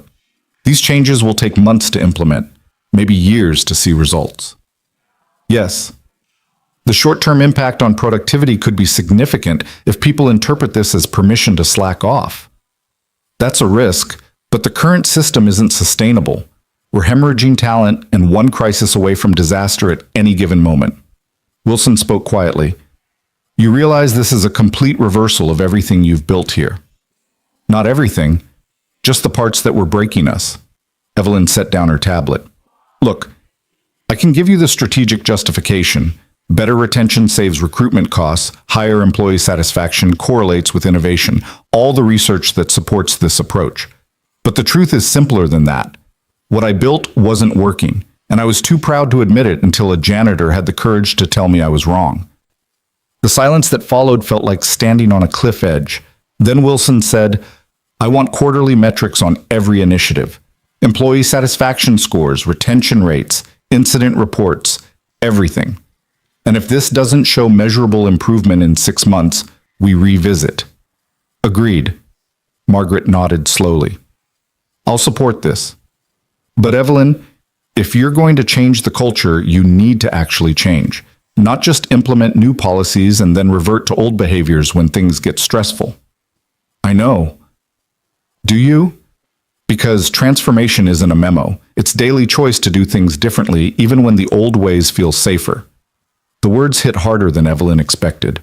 Margaret was right. She could implement every policy in the world, but if she didn't fundamentally change how she showed up, none of it would matter. The vote was 4 in favor, 1 abstention from Robert, who clearly thought this was corporate suicide but didn't want to be on record opposing it. The meeting ended and the board members filed out, leaving Evelyn alone with Wilson. That took courage, he said. It took failure. Courage would have been changing things before they broke. Wilson gathered his materials. You know what happens next, don't you? You're going to walk into the executive meeting this afternoon and announce these changes, and half your leadership team is going to think you've lost your mind. Probably. They're going to test you, push boundaries, see if you really mean it or if this is just temporary. I know. And when someone makes a mistake, and they will, your first instinct is going to be to come down on them with everything you've got, because that's what you've trained yourself to do for 20 years. Evelyn stood, looking out at the city. So what do I do? You remember why you're changing. You remember Tuesday night. You remember that the person who saved your company was the one you almost destroyed for telling you the truth. Wilson paused at the door. And you give yourself permission to be imperfect while you're learning to lead differently. He left, and Evelyn spent the next hour preparing for the hardest meeting of her career. The executive team assembled at 2 p.m. with the wary energy of people who'd heard rumors but didn't know which disaster to prepare for. Marcus Chen arrived first, as always, followed by Victoria, James, Sarah, David, and the other department heads who made up the leadership layer of Anderson Technologies. They took their usual seats, arranged in the hierarchy they'd learned through years of careful observation. Evelyn stood at the head of the table, feeling the weight of what she was about to do. Thank you all for coming, she began, and even those 4 words felt different, thanking people instead of simply expecting their presence. I want to talk about Tuesday night. The room tensed. As you all know, we had a complete power failure that trapped approximately 200 people in the building. The backup generators failed to engage. Our emergency protocols proved inadequate, and in the crisis I was effectively useless. Marcus blinked. Victoria's pen stopped mid-note. Sarah actually looked up from her phone. No one had ever heard Evelyn Cross say she was useless at anything. The building was saved by Ryan Cole, a night custodian who knew more about our infrastructure than anyone in facilities management. He organized the evacuation, kept people calm, and manually restored the generators. He did this not because it was his job, but because he saw people who needed help and he knew how to provide it. Evelyn pulled up a document on the screen, the same one she'd shown the board. This is a comprehensive assessment of our cultural and operational failures. I'm going to walk you through it, and then I'm going to tell you how we're going to fix it. And I need you to understand something before we start. She paused, making eye contact with each person. This is not a suggestion. This is not open for debate. This is what we're doing. The only question is whether you're willing to be part of it. She spent the next 40 minutes detailing everything: the infrastructure neglect, the toxic culture, the fear-based management that had driven away talent and created an environment where problems festered in silence. The executives listened with expressions ranging from shock to discomfort, to carefully concealed satisfaction that someone was finally saying what they had all been thinking. When Evelyn finished, Marcus was the first to speak. With respect, ma'am, some of these changes seem drastic. We've been successful with our current approach. Why fix what isn't broken? It is broken, Marcus. It broke Tuesday night. It's been breaking for years. We just didn't notice because we were too busy hitting quarterly targets to see the foundation crumbling. Victoria raised her hand tentatively, a gesture so incongruous in an executive meeting that it almost made Evelyn smile. Yes, Victoria? These new reporting systems, where anyone can flag problems without retaliation. How do we prevent that from becoming a complaint factory? How do we maintain standards if people think they can make excuses for poor performance? It was a fair question, the exact concern Evelyn herself had. We maintain standards by being clear about what we're measuring. Mistakes in pursuit of excellence are different from negligence or incompetence. Someone who tries something innovative and fails learns something valuable. Someone who doesn't try at all learns nothing. Evelyn sat down, another break from pattern, making herself level with them. And we trust our leaders to know the difference, which means trusting you to know the difference. James Okoye, the CFO, pulled up a calculator on his tablet. The infrastructure investments alone are going to run 8 figures over the next 2 years. The training programs, the new personnel, the system upgrades. Where's that money coming from? Operations budget. We're going to do fewer things, but do them better. Cut the marginal projects and invest in foundation. The board approved this? 4-0, 1 abstention. That got their attention. If the board was behind it, this wasn't a whim. This was real. Sarah Martinez, who'd been quiet until now, spoke carefully. What about our public image? If word gets out that we're doing this because we had a major failure, then we control the narrative. We don't hide the failure, but we focus on the response. Anderson Technologies doesn't pretend to be perfect. We acknowledge problems and fix them. That's a stronger brand than pretending nothing ever goes wrong. David Brennan, the legal counsel, looked pained. From a liability perspective, I know I've documented everything that could be used against us, and I've done it anyway because honesty is more important than protection. Evelyn met his eyes. I need you to trust me on this, David. We're not going to lawsuit-proof our way to excellence. We're going to build something actually worth defending. The room absorbed this in silence. Then Marcus said quietly, What do you need from us? Honesty. When you see problems, tell me. When I'm reverting to old patterns, call me on it. When someone on your team makes a mistake, investigate it instead of punishing it. And when you don't know how to do this, because none of us have been trained for this, admit it and ask for help. That's asking a lot, Victoria said. I know, and I'm asking it anyway. Evelyn stood again, moving to the window. Here's what I learned Tuesday night. When everything broke and all my authority and control meant nothing, the person who saved us was someone I'd almost fired for insubordination. The person who had the courage to tell me I was wrong. The person who valued competence over credentials and truth over politics. She turned back to face them. I don't want to build a company where that person is an anomaly. I want to build a company where that person is the standard, where people tell the truth even when it's hard, where competence matters more than hierarchy, where we trust each other enough to be honest about what's broken so we can actually fix it. The executives looked at each other, having the silent conversation that happened in glances and subtle shifts of posture. Finally, Marcus nodded. Okay, I'm in, but I'm going to need help. I've been managing through fear for 5 years because that's what worked here. I don't know how to do it differently. Then we learn together. Evelyn felt something unknot in her chest. Anyone else? One by one, they voiced commitment, some enthusiastic, some cautious, but all of them willing to try. All except Robert Morrison, the VP of Operations who'd been silent throughout the meeting. Robert? Evelyn prompted. He stood, gathering his materials with deliberate precision. With all due respect, Ms. Cross, I don't think this is going to work. We've built a successful company on discipline and accountability. These changes are going to create chaos, lower standards, and ultimately damage everything we've achieved. You might be right, Evelyn said calmly. Robert blinked, clearly expecting an argument. You might be absolutely right that this fails. That's a risk I'm taking. But I know for certain that the old way was failing, even if it looked like success. So I'm choosing a different kind of risk. Then I'm choosing to exit. I'll have my resignation on your desk by end of day." He left, and the room went silent.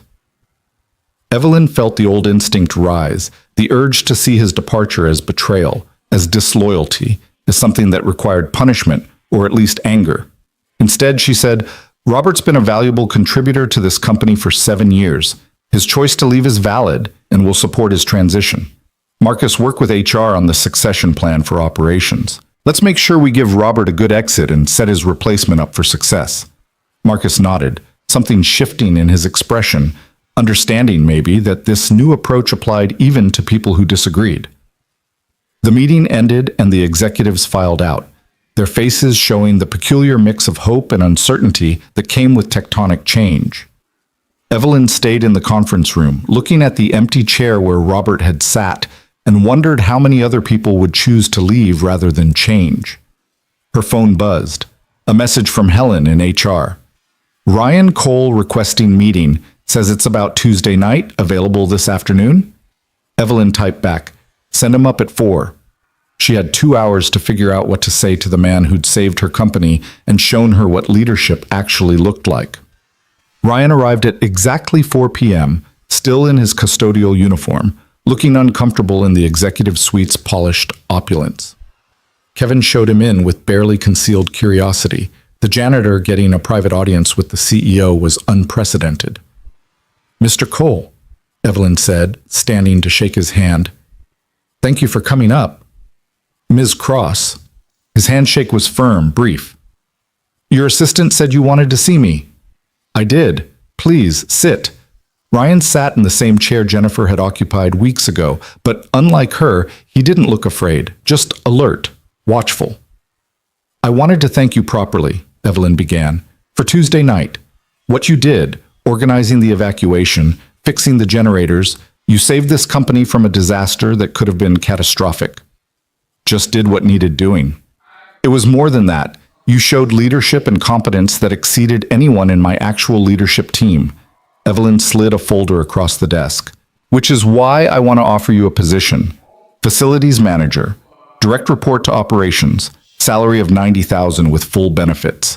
You'd be responsible for building systems, maintenance coordination, and emergency protocols." Ryan didn't open the folder. "That's generous?" "It's appropriate for your skills." "Maybe, but I'm going to say no." Evelyn had anticipated this, but it still stung slightly. "Can I ask why?" "Because Emma needs stability, not another job change. Because I just started figuring out this schedule and how to make it work with her school and aftercare. Because," he paused, choosing words carefully, "because I've learned that chasing bigger titles and better positions doesn't actually make life better. It just makes it more complicated. You're overqualified for custodial work." "According to what metric?" "I clean buildings well. I know the systems. I do good work." "That's not overqualified. It's just qualified differently than you're used to measuring." Evelyn leaned back, studying him. "You really don't care about advancement." "I care about my daughter being safe and happy. I care about being able to pay rent and buy groceries without stress. I care about doing work that matters, even if nobody notices." Ryan finally looked at the folder. "That job you're offering, it matters. But it's also 60-hour weeks and weekend emergencies and the kind of pressure that would mean less time with Emma. And I already gave up too much time with people I love for jobs that didn't care about me. I'm not doing that again." The words settled between them with the weight of hard-earned wisdom. "What happened?" Evelyn asked quietly. "You mentioned losing more important things than jobs. What did you lose?" Ryan was silent for a long moment, and pain moved behind his eyes. Old but not healed, the kind that changed the architecture of a person. "My wife. Cancer. 2 years ago." His voice went flat, emotionless in the way of people reciting facts too painful to feel. 16 months from diagnosis to death. And in that time, I learned real fast what mattered and what didn't. Turns out most of what I thought was important, career, status, proving myself, none of it mattered when she was dying. What mattered was time. Being present. Not missing moments because I was chasing some idea of success. Evelyn felt her throat tighten. I'm sorry. Me too, but it taught me something valuable. Ryan met her eyes. It taught me that you can't get time back. Once it's gone, it's gone. So I choose very carefully how I spend it now. And spending it climbing corporate ladders for people who see me as replaceable? That's not how I want to use the time I have left. The office felt very quiet, insulated from the city noise by thick glass and expensive architecture. Your daughter is lucky to have you, Evelyn said. I'm lucky to have her. She's the reason I keep going. The reason I took this job even though it pays a fraction of what I used to make. The reason I show up every night and do good work even when nobody's watching. Ryan stood. Look, I appreciate the offer, really, but I'm okay where I am. I'd rather be a good janitor and a good father than a mediocre manager with a fancy title. What if you could be a good facilities manager and a good father? Maybe, but I don't trust it enough to risk what I've built with Emma. She needs consistency. She needs a dad who's present, not another corporate success story who's never home. Evelyn stood as well, recognizing the finality in his posture. If you change your mind, I won't. But thank you. He started toward the door, then paused. Can I say something that's probably out of line? You've never let that stop you before. Ryan almost smiled. Fair point. Here's the thing. You're trying to change, and that's good. You're recognizing problems and fixing them, but you're still trying to fix everything by promoting people or implementing systems. Sometimes the fix is simpler than that. What do you mean? I mean, maybe you don't need to restructure the whole company. Maybe you just need to treat people like human beings instead of assets. Learn their names, ask how their day was. Say thank you when they do good work. Notice the invisible labor that keeps everything running. He gestured around the office. All this, the policies, the protocols, the transformation plan, it's good. But it's also complicated, and sometimes the most powerful thing a leader can do is something very simple. Like what? Like seeing people, really seeing them. Not as functions or problems or opportunities, but as actual people with lives and families and struggles you know nothing about. Ryan opened the door. Do that, and the rest will follow. Don't do that, and all the policies in the world won't matter. He left, and Evelyn stood in her office surrounded by the trappings of success. The awards, the expensive furniture, the view that cost extra millions in construction just to secure, and felt the truth of his words settle into her bones. She'd been trying to fix the company. What she needed to fix was herself. That evening, instead of working late, Evelyn did something unprecedented. She went home at 6 p.m. Her apartment was a penthouse in the financial district. Minimalist, expensive, sterile. She'd bought it 5 years ago for the address and the investment value. She'd never bothered to make it feel like home because she was never there long enough for it to matter. She poured a glass of wine and stood at the window, watching the city transition from day to night. Her phone rang. Her mother calling from Connecticut. Evelyn almost didn't answer. Their relationship was complicated, built on mutual disappointment and biannual obligatory conversations. But something made her pick up. Evelyn, I wasn't sure you'd answer. Hi, Mom. I wanted to check in. I saw the news about the power outage at your building. Are you all right? Evelyn felt surprise bloom in her chest. Her mother never followed industry news, never paid attention to the details of Evelyn's work. I'm fine. It was handled. The article said employees were trapped. That must have been frightening. It was educational. Evelyn sat down on the couch, expensive, uncomfortable, chosen by a designer for aesthetics, not livability. Mom, can I ask you something? Of course. When I was growing up, you always pushed me to be perfect. Straight A's, top of the class, never make mistakes. Why? Her mother was quiet for a moment. Because I wanted you to have opportunities I never had. I wanted you to be strong enough that nothing could hurt you. But it did hurt me. It made me afraid of failure, afraid of being vulnerable, afraid of being anything less than perfect. I know. Her mother's voice cracked slightly.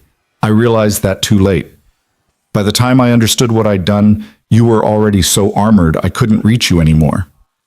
Evelyn felt tears prick her eyes, unexpected, unwelcome. I built a whole company based on those fears, and it almost destroyed me. But it didn't. You're still here, still fighting. Her mother paused. You know what I've learned in my 72 years? Perfection is a prison. And the key to getting out is admitting you don't have all the answers. They talked for another 20 minutes, really talked, maybe for the first time in decades, about fear and failure and the ways they'd both mistaken armor for strength. When Evelyn hung up, she felt lighter somehow, cracked open, but in a way that let air in instead of keeping everything locked down. She spent the rest of the evening doing something she hadn't done in years. She thought about what she actually wanted her life to look like. Not her career, not her company, not her legacy, her life. And for the first time since she'd built Anderson Technologies from nothing into an empire, Evelyn Cross allowed herself to imagine what it would feel like to be something other than perfect, to be honest, to be vulnerable, to be human. It was terrifying. It was also, somehow, the first real breath she'd taken in 20 years. The next morning, Evelyn arrived at the office at 7:30 instead of 6. Not because she was slacking, but because she'd stopped at a coffee shop on the way and actually sat down to drink her coffee instead of gulping it in the car. Small change, radical in its implications. Kevin looked surprised when she walked in, but said nothing. He'd learned over the years to adapt to Evelyn's rhythms without question. Clear my schedule from 11 to 1, she told him. You have the strategic planning review at 11:30. Reschedule it. I'm doing something else. Kevin made a note, his face carefully neutral. May I ask what? I'm having lunch in the cafeteria, and I'm going to keep having lunch there every day until people stop being surprised to see me. A flicker of something, approval, maybe, crossed Kevin's face before he resumed his professional mask. I'll make sure you're not disturbed. Actually, I want to be disturbed. That's the point. Evelyn spent the morning working through the transformation plan, breaking it into actionable phases. Infrastructure audit by end of month. Leadership training starting next week. Town hall scheduled for Friday, where she'd announce the changes company-wide and, more importantly, take questions. Real questions, not the sanitized, pre-screened versions she usually entertained. At 11 a.m., she got an email from Jennifer Park with the subject line, "You should see this." The attachment was a spreadsheet tracking employee sentiment on the internal anonymous feedback system. Normally, those results were compiled quarterly and filtered through HR before reaching executive level. Jennifer had apparently given Evelyn direct access. The data was brutal and beautiful in equal measure. People were talking, really talking, about the power outage, about Ryan, about the rumors of major changes coming. The sentiment was cautiously hopeful, tinged with skepticism that anyone in leadership could really change. One comment stood out. I'll believe it when Cross actually shows up like a regular person instead of a corporate ghost who only appears to fire people. Fair enough, Evelyn thought. At 11:15, she headed down to the cafeteria. The lunch rush was just beginning, the room filling with people from all departments and levels. Evelyn got in line behind a young man from accounting who went rigid when he noticed her, like he'd been caught doing something wrong by standing near her. Relax, Evelyn said. I'm just here for lunch. Yes, ma'am. He stared straight ahead, shoulders tight. Evelyn tried again. What's good here? I don't actually eat in the cafeteria much. The chicken panini is usually pretty solid, and the soup bar is fresh on Thursdays. Thanks. I'll try the panini. She did, along with a salad and water, and when she reached the register, the cashier, an older woman whose name tag read Donna, looked at her with open shock. Miss Cross, I didn't know executives ate down here. We should more often. How long have you worked here, Donna? 12 years, ma'am. 12 years, and Evelyn had never once acknowledged her existence. Thank you for feeding us all. This place runs on you. Donna blinked rapidly, and Evelyn realized with horror that the simple acknowledgement had brought the woman close to tears. Thank you, ma'am. That's very kind. Evelyn paid and turned to survey the room. Most tables were full, people clustered with their departments or friendship groups. She spotted a table with 3 people, enough space for one more without being intrusive. Mind if I join you? The 3 employees, 2 women and a man, all looking to be in their late 20s or early 30s, exchanged glances that spoke volumes. Of course, Ms. Cross, one of the women said, moving her bag to make room. Evelyn sat down. Awkward silence descended like fog. "I'm Evelyn," she said, trying to cut through it. "I know I should probably know all of your names, but I don't. I'm sorry about that." "Sarah Chen, product marketing," the woman who'd moved her bag. "Jamal Washington, software engineering." "Lisa Nguyen, UX design." "Nice to meet you all. Actually meet you, I mean." Evelyn took a bite of her panini. "This is good. Thanks for the recommendation," she said to the accounting guy at the next table, who looked startled to be addressed. Another silence, less awkward, but still uncertain. Lisa broke it. "Is it true? The rumors about the changes?" "What rumors?" "That you're completely overhauling how the company operates. That you admitted we have a toxic culture. That someone from facilities saved the building during the blackout." Evelyn set down her sandwich. "Yes to all of those. Except it was a custodian, not facilities. Ryan Cole. And yes, I did admit our culture has problems. Because it does." Sarah leaned forward slightly. "What kind of changes are we talking about?" "The kind where you can make mistakes without getting fired. The kind where if you see a problem, you can report it without fear of retaliation. The kind where we value competence and honesty over politics and perfection." Evelyn met each of their eyes. "The kind where I eat lunch in the cafeteria and learn people's names because I should have been doing that all along." Jamal studied her with open skepticism. "No offense, Ms. Cross, but I've been here 3 years. I've watched people get destroyed for minor mistakes. My friend got fired for missing a deadline by 2 days because his kid was in the hospital. What makes this different from just good PR?" The challenge was direct, almost confrontational.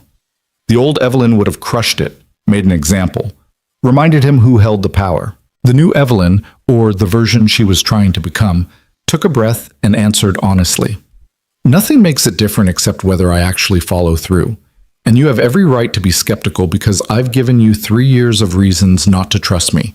She pushed her plate aside. "Your friend who got fired, what was his name?" "Marcus. Marcus Chen. No relation to Sarah. And his kid was in the hospital?" "Yeah, emergency appendectomy. Marcus tried to get coverage for his project but couldn't find anyone qualified on short notice. Asked for an extension, got denied, missed the deadline trying to do everything from the hospital, got terminated." Evelyn felt sick. "Who denied the extension?" "I don't know. It went up the chain and came back as a no." She pulled out her phone and sent a message to HR. "Need employee file for Marcus Chen, terminated approximately 3 years ago. On my desk in 1 hour." Then she looked at Jamal. "I can't undo that decision, but I can make sure it doesn't happen again. And if Marcus wants to reapply, I'll personally review his application." "He works at Google now," Jamal said quietly, "making 40% more than he did here, with better work-life balance. He's not coming back." "Then we lost good talent because we valued deadlines over humanity." "That's on me. And it's exactly the kind of thing I'm trying to change." Lisa spoke up, her voice tentative. "What if people take advantage? What if everyone starts claiming emergencies to avoid deadlines? Then we deal with those cases individually, with investigation instead of blanket policy. But I'd rather err on the side of trusting people than assuming everyone's lying." Evelyn picked up her water. "Look, I don't have all the answers. I'm figuring this out as I go. But I know the old way was broken, and I know that change starts with me being willing to admit I was wrong." They talked for another 20 minutes about projects, frustrations, the things that worked and the things that didn't. Evelyn mostly listened, taking mental notes, seeing her company through the eyes of people who lived in it daily rather than observing from 72 floors up. When lunch ended and they dispersed back to their departments, Evelyn sat alone for a moment, watching the cafeteria's rhythm. The invisible labor of people like Donna, the casual conversations that built relationships, the human ecosystem that existed entirely beneath her previous notice. Her phone buzzed. "Wilson Chen. Quarterly investor call tomorrow. They'll ask about the power outage and the transformation plan." "Are you ready?" Evelyn typed back. "As ready as I'll ever be for telling investors we're prioritizing culture over short-term profits. You're either very brave or very crazy. Probably both." She spent the afternoon in meetings, but instead of dominating them with pronouncements and demands, she asked questions. What's blocking you? What resources do you need? What would you do if you had complete authority to solve this problem? The responses were halting at first, people uncertain if this was a trap. But slowly, they began to speak, to offer ideas, to admit challenges without the usual defensive armor. By 5 p.m., Evelyn's head was spinning with information she'd never had access to before, not because it was hidden, but because she'd never created space for people to share it. She was gathering her things when Kevin appeared in the doorway. Ms. Cross, there's someone here to see you. She doesn't have an appointment, but she says it's important. Who? Emma Cole, Ryan's daughter. Evelyn's eyebrows rose. Send her in. A 9-year-old girl entered the office with the determined stride of someone on a mission. She wore a school uniform and carried a backpack almost as big as she was. Her face was serious, much too serious for a child. Ms. Cross? I'm Emma, Ryan's daughter. We talked on the phone. I remember, the boss lady. Evelyn gestured to a chair. What brings you here, Emma? Emma climbed into the chair, feet dangling above the floor. I need to talk to you about my dad. Is he okay? He's fine, but he's being stubborn, and I need your help to fix it. Despite everything, Evelyn almost smiled. What do you need me to fix? You offered him a better job, right? With more money? I did. And he said no because he thinks I need him to keep his schedule the same. That's what he told me. Emma's face scrunched up with frustration.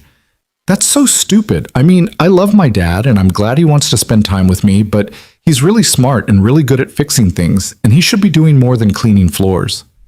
Emma, no, listen. I know why he said no. It's because of my mom. When she was sick, he worked all the time trying to pay medical bills, and he feels guilty about it. So now he's trying to make up for it by being around all the time. But I don't need him all the time.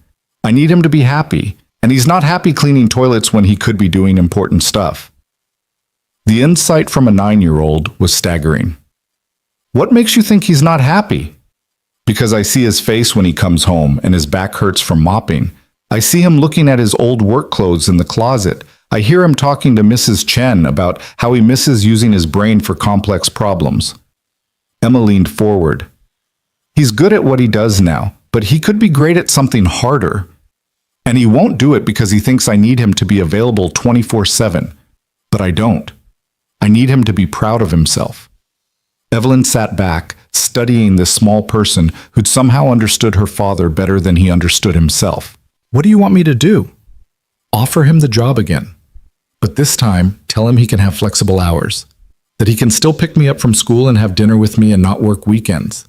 Tell him he can be a good facilities manager and a good dad. Because he can. He's the best dad ever, and he'd be amazing at that job if he wasn't so scared of messing up again. Emma, I can't force your father to take a job he doesn't want. I know, but you can make it so it's actually something he wants instead of something he's afraid of. Emma pulled a piece of paper from her backpack. I wrote down his schedule and mine. See? I'm at school from 8 to 3, aftercare until 5. That's 9 hours where he could work without missing anything important. And weekends we could still do stuff because you said no weekends, right? The paper showed a carefully planned schedule in a child's handwriting, complete with color coding and notes. You did this yourself? Yeah, I'm good at organizing. My teacher says I should be a project manager when I grow up. Emma's face softened slightly. My dad saved your building. He saved all those people. And he did it because he's good at solving problems when other people panic. That's exactly what a facilities manager should be, right? Someone who solves problems? Yes, it is. So offer him the job again. Please. Not for the money. We're okay on money. But because he deserves to do something that makes him proud. And because I think he's been punishing himself for not being perfect when my mom was sick. And maybe if he sees he can do hard things and still be a good dad, he'll stop punishing himself. Evelyn felt something crack open in her chest. The same feeling she'd had watching her company almost fall apart. The same feeling she'd had admitting she was wrong to the board. The feeling of seeing truth you'd been avoiding. You're very wise for 9 years old. I'm almost 10, and my mom was smart, so I got good genes. Emma, even if I offer again, Your dad might still say no. He's an adult and he gets to make his own choices. I know, but at least give him the choice that's actually real, not the choice he's making because he's scared. Emma stood, shouldering her backpack. Mrs. Chen is waiting downstairs. I should go. Does your dad know you came here? No, he'd probably be mad, but sometimes you have to do things that make people mad if it's for their own good. Emma paused at the door. You're doing that too, right? With the company changes? Making people mad because it's better in the long run? Something like that. Then we're both doing the same thing, trying to help people who are too stubborn to help themselves. She left, and Evelyn sat in her office feeling like she'd just been outsmarted by a fourth grader. But Emma was right. About Ryan. About fear disguised as practicality. About the way guilt could trap people in smaller lives than they were capable of living. About all of it. Evelyn pulled out her phone and sent a message to Ryan. Can you come to my office tomorrow at 2 p.m.? Not about your job, about mine. I need your perspective on something. The reply came 5 minutes later. I'm off shift at 6 a.m. tomorrow, but I can come back. Everything okay? Everything's fine. Just want your input on the town hall I'm planning. You're the only person who's told me the unfiltered truth. I need more of that. Okay. See you at 2. Evelyn looked at Emma's carefully drawn schedule, still sitting on her desk, and made a decision. The town hall was scheduled for Friday at 3 p.m. in the main auditorium.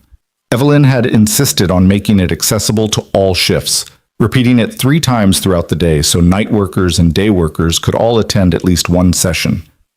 By Friday morning, the entire company was humming with speculation. Marcus stopped by her office at noon. Are you sure about this?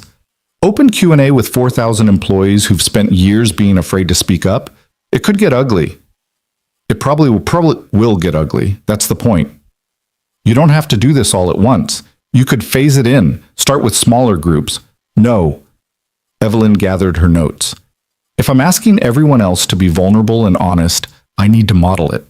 That means standing in front of everyone and taking whatever comes. The first session started at 3 p.m. The auditorium was packed, every seat filled, people standing in the aisles. Evelyn walked onto the stage without introduction or fanfare, just her and a microphone and 2,000 people watching with a mixture of curiosity and suspicion. Thank you for coming, she began. I'm Evelyn Cross, though most of you know that already. I'm the CEO of Anderson Technologies, and I've been running this company for 8 years. And in those 8 years, I've built something I thought was excellent, disciplined, successful, the kind of company that wins. She paused, looking out at the sea of faces. I was wrong. Not about the success. Our numbers prove we've built something valuable, but about what it cost to build it, about the culture I created to get those results, about the fear I used as a management tool because I thought fear and respect were the same thing. The room was absolutely silent. 2 weeks ago, this building lost power. 200 people were trapped in the dark. And in that crisis, I was useless. My authority meant nothing. My control meant nothing. The person who saved us was Ryan Cole, a night custodian who had the competence and calm to organize an evacuation and restore our backup generators. He did this not because it was his job, but because he saw people who needed help and he knew how to provide it. Evelyn saw Ryan in the crowd, standing against the back wall, looking uncomfortable with the attention. Ryan is the same person who, 3 weeks before that, interrupted an executive meeting to tell me I was wrong. He told me I was humiliating someone for a mechanical failure that wasn't their fault. He told me that fear doesn't fix problems. It just makes people afraid to tell you when things are broken. And he was absolutely right. Someone in the audience shifted. Whispers rippled through the crowd. So here's what's changing. Starting Monday, we're implementing new policies around mistake management, problem reporting, and leadership accountability. You'll all receive detailed information by end of day. But the policies aren't the real change. The real change is me. Evelyn took a breath. I'm committing to being a different kind of leader. The kind who admits when she's wrong, the kind who values honesty over obedience, the kind who sees you as human beings with lives and families and struggles, not just as resources to be optimized, and I'm asking you to hold me accountable to that. If you see me reverting to old patterns, call me on it. If you see problems I'm not addressing, tell me. If you have ideas that could make this company better, share them. She paused again, looking across the audience. I know most of you don't trust this. You've spent years learning that honesty here is dangerous, that mistakes are fatal, that the safest thing to do is keep your head down and follow orders. And I can't undo that with one speech. Trust is earned over time through consistent action. So I'm not asking you to trust me today. I'm asking you to give me the chance to earn your trust over the next weeks and months by showing you that this change is real. Evelyn set down her notes. Now, questions. Real questions, not the sanitized versions. This is your company too. Tell me what you need to know. For several seconds, nobody moved. Then a hand went up in the middle section. A woman Evelyn didn't recognize. Yes? The woman stood, her voice carrying clearly. My name is Patricia Reeves. I work in customer service. If we start reporting problems openly, how do we know we won't be punished for pointing out things that make leadership look bad? You don't know, not yet, which is why I'm implementing an anonymous reporting system with third-party oversight. No one in leadership will see who submitted what. We'll only see the problems that need addressing. Evelyn met her eyes. But more than that, I'm making a commitment right now, publicly, that I will not retaliate against anyone for honest feedback. And if I break that commitment, I want you to report it to the board. Wilson Chen has agreed to personally investigate any claims of retaliation. Another hand. A young man near the front. I'm David Park, IT support. What about the people who've already been fired for minor mistakes? Are you going to bring them back? I can't unfire people, but I can reach out to former employees and invite them to reapply if they're interested. I can provide good references for people who left under circumstances that were unjust, and I can make sure we don't repeat those mistakes going forward. More hands now, questions coming faster. A woman asked about the infrastructure upgrades. Would they affect productivity? A man asked about the leadership training. Would it be mandatory for everyone or just executives? Someone asked if Evelyn planned to change her own behavior or just implement policies. She answered each one honestly, without deflection or corporate speak. When she didn't know the answer, she said so and promised to find out. 30 minutes in, a voice from the back. What about people like Ryan? People who do essential work but don't have fancy degrees. Are you actually going to value that, or is this just talk? Evelyn looked toward the voice and found Ryan, who was trying very hard to look like he hadn't asked the question. That's a fair question. And the honest answer is I don't know yet because I've never tried. I've spent my entire career valuing credentials over competence, degrees over demonstrated skill. That was wrong, and I'm working to change it. But change takes time, and I'm asking for patience while I figure out how to actually implement that value in our hiring and promotion practices. She paused, then added, but I can tell you this. I've offered Ryan a facilities manager position twice now, and he's turned it down both times because he values stability and time with his daughter more than career advancement. And that choice, prioritizing what actually matters in life over what society says should matter, that's exactly the kind of wisdom I want in our leadership. So yes, I value it. Whether I can figure out how to actually integrate it into our systems remains to be seen. Ryan shook his head slightly, but there was something in his expression. Not quite a smile, but close. The questions continued for another hour. Some hostile, some genuinely curious, all of them showing years of pent-up frustration and fear finally finding voice. Evelyn took it all without defensiveness, without anger, without retreating into the armor of authority.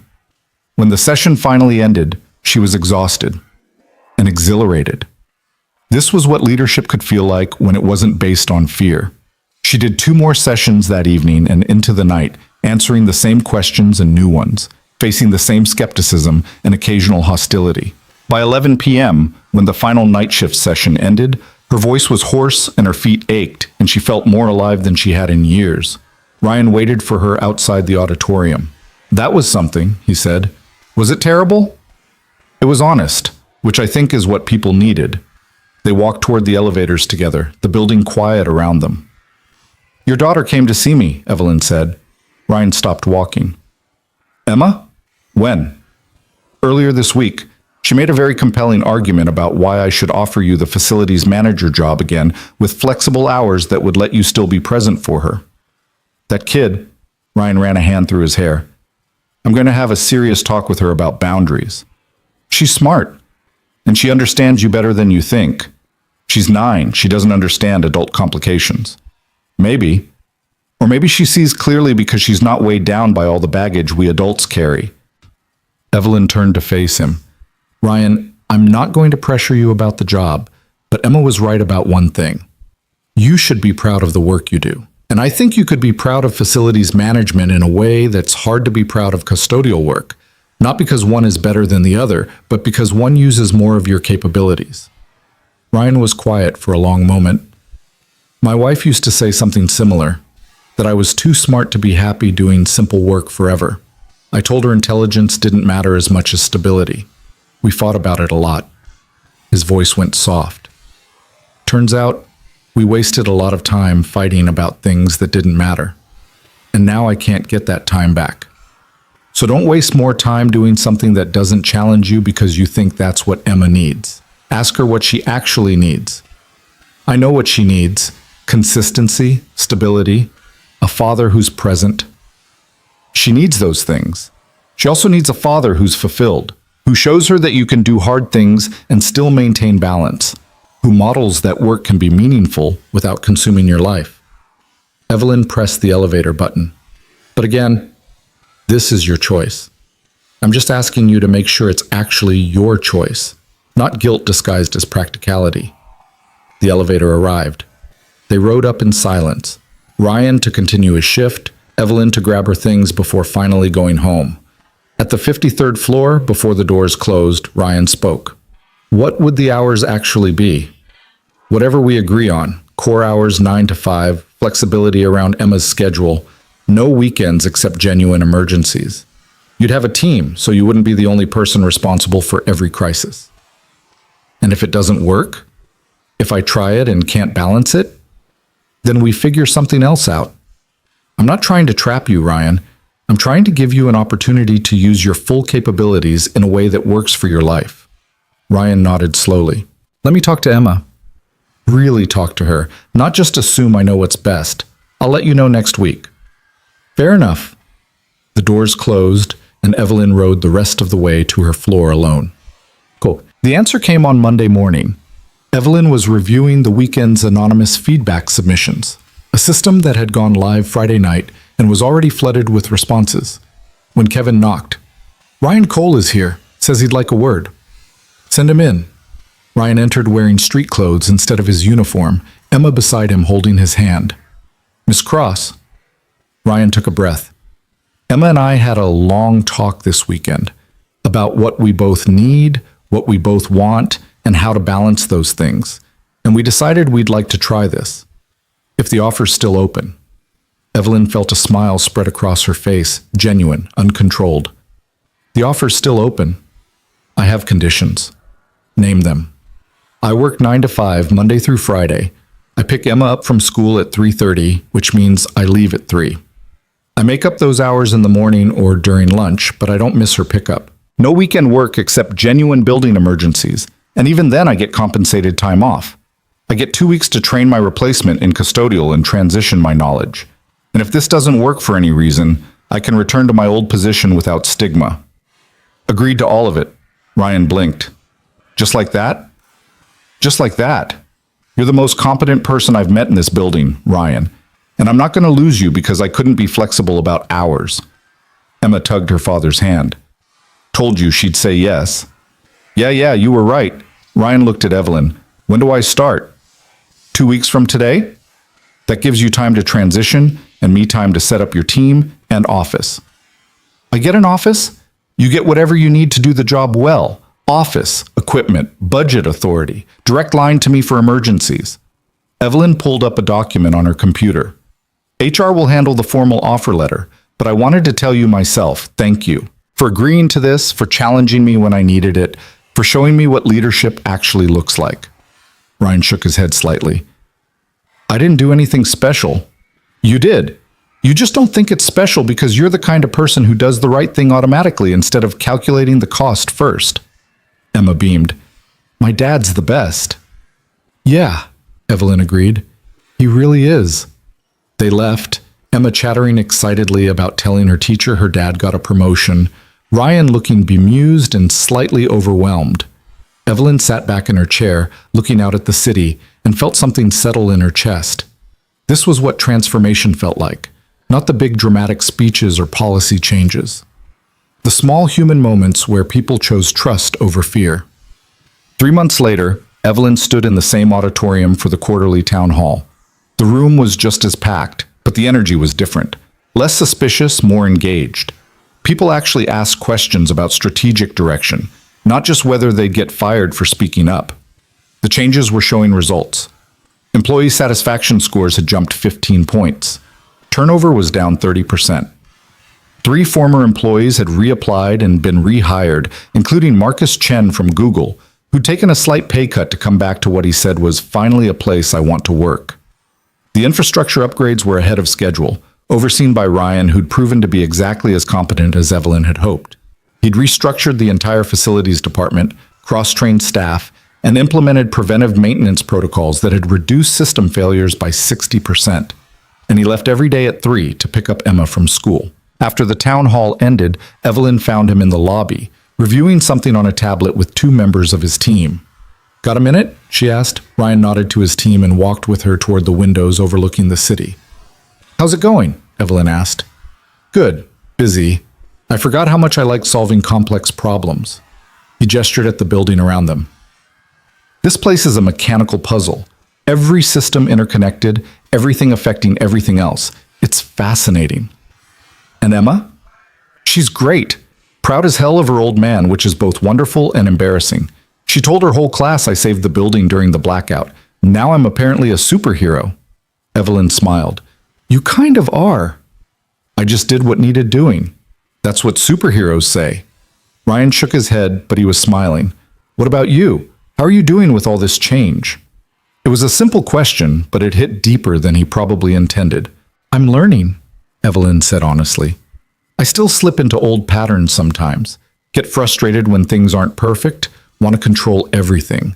But I'm getting better at catching myself, at remembering that leading through fear doesn't actually build anything sustainable. And the board? They still support this? Mostly. Wilson is thrilled. Robert Kim still thinks I'm destroying the company. But the numbers are good, employee engagement is up, and we're winning contracts we would have lost under the old culture. So they're willing to let it continue. Ryan was quiet for a moment, looking out at the city. Can I tell you something? Always. I wasn't afraid of you. That day, I walked into your meeting and told you that you were wrong. Everyone thinks I was brave, but I wasn't. I was just done being afraid. After Sarah died, after I lost everything that mattered, professional consequences stopped being scary. Getting fired couldn't hurt me worse than what I'd already survived. He turned to look at her. But you? You were terrified. I could see it. Not of me, but of being wrong, of being imperfect, of showing any weakness at all. And I felt bad for you because that's a really exhausting way to live. Evelyn felt her throat tighten. It was exhausting. Is it still? Less. I'm still learning how to be human instead of perfect. Turns out it's harder than running a billion-dollar company. Ryan laughed. Yeah, being human is pretty complicated, but at least you're trying. That's more than most people in your position would do. I didn't have much choice. You made it pretty clear that what I was building wasn't sustainable. I suggested it. You chose to listen. That was the brave part. They stood together in comfortable silence, watching the evening settle over the city. Somewhere in the building, 4,000 people were wrapping up their workdays, heading home to families and lives that existed beyond these walls. People Evelyn now knew by name, whose struggles she understood, whose competence she valued. Thank you, Evelyn said quietly. For what? For not being afraid of me, for telling me the truth when everyone else was too scared, for showing me what it looks like to choose what actually matters instead of what's supposed to matter. Ryan nodded slowly. You know what the really crazy thing is? You're not nearly as scary as you thought you were. You were just so convinced you had to be perfect that you made everyone around you terrified of being human. But underneath all that armor, You're just a person trying to do good work, same as the rest of us. That's the crazy thing? That I'm human? No. The crazy thing is that being human makes you a better leader than being perfect ever did. Evelyn felt something release in her chest, the last piece of armor falling away, leaving her standing in the aftermath of transformation. Vulnerable, imperfect, human. And strangely, that felt like freedom. I should get going, Ryan said. Emma has a school project due tomorrow, and I promised I'd help. What's the project? Biography of someone she admires. She's writing about her mom. His voice softened. Says her mom taught her that being smart is good, but being kind is better. That you can be both strong and gentle. That the best people admit when they're wrong and keep trying to be better. She was wise. She was. And she'd be proud of Emma. Proud of how she's growing up brave and honest. Ryan started to walk away, then paused. She'd probably be proud of you too, weird as that sounds. Sarah always believed people could change if they wanted to badly enough. That nobody's broken beyond fixing. He left, and Evelyn stood alone in the lobby as the building emptied around her. She thought about Sarah Cole, a woman she'd never met, who taught her daughter wisdom that a 9-year-old had used to help her father heal. She thought about Ryan, who'd lost everything and rebuilt a life based on what actually mattered instead of what he was supposed to want. She thought about the thousands of people in this building who were finally being seen, being valued, being treated like the humans they'd always been. And she thought about herself, who she'd been, who she was becoming, and the strange, terrifying, beautiful journey between those 2 points. Her phone buzzed, a message from Wilson. Board meeting next week. They want to discuss expansion plans. You ready? Evelyn typed back. I don't know, but I'll figure it out. Then she added, and if I can't, I'll admit it and ask for help. Turns out that's allowed now. Wilson's reply was immediate.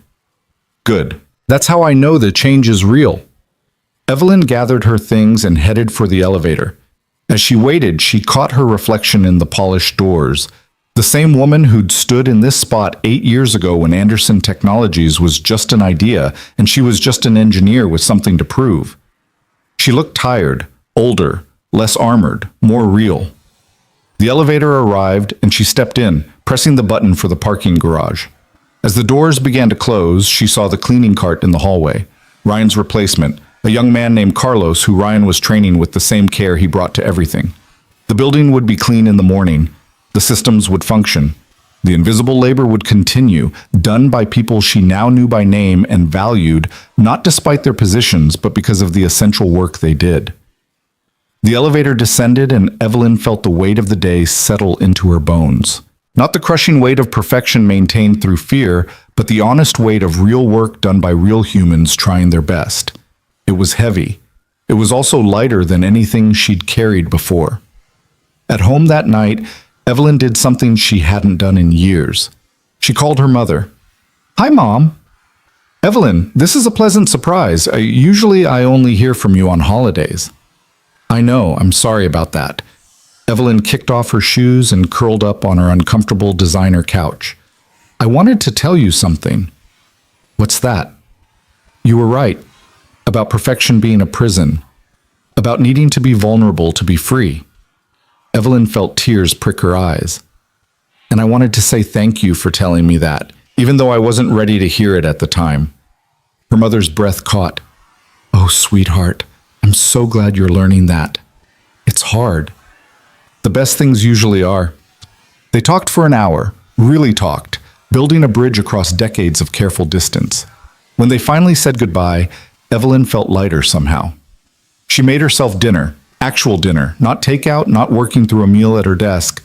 She ate slowly, watching the city lights through her windows, thinking about everything that had changed, and everything that was still changing.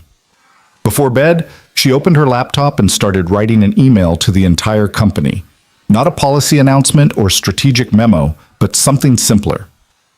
To everyone at Anderson Technologies, thank you for giving me the chance to learn how to lead differently. For your patience as I figure out how to be human instead of perfect. For your courage in speaking up when I create space for honesty. for showing me every day what this company can be when it's built on trust instead of fear. I'm still learning, I'm still making mistakes, but I'm committed to doing better, being better, building better. Not because it's easy, but because you deserve leadership that sees you, values you, and trusts you to be the excellent humans you already are. Thank you for believing that change is possible. Thank you for proving that it works. Onward, Evelyn. She sent it at 11 p.m. and went to bed. By morning, there were 300 replies. Most of them just said, "Thank you for trying." And somehow, that was enough. Evelyn Cross had spent 20 years building an empire on fear and perfection. Now she was building something else, something messier, harder, more honest, something human. And for the first time in her adult life, she wasn't afraid of being seen, not powerful, not perfect, just human. And strangely, beautifully, impossibly, that felt like coming home.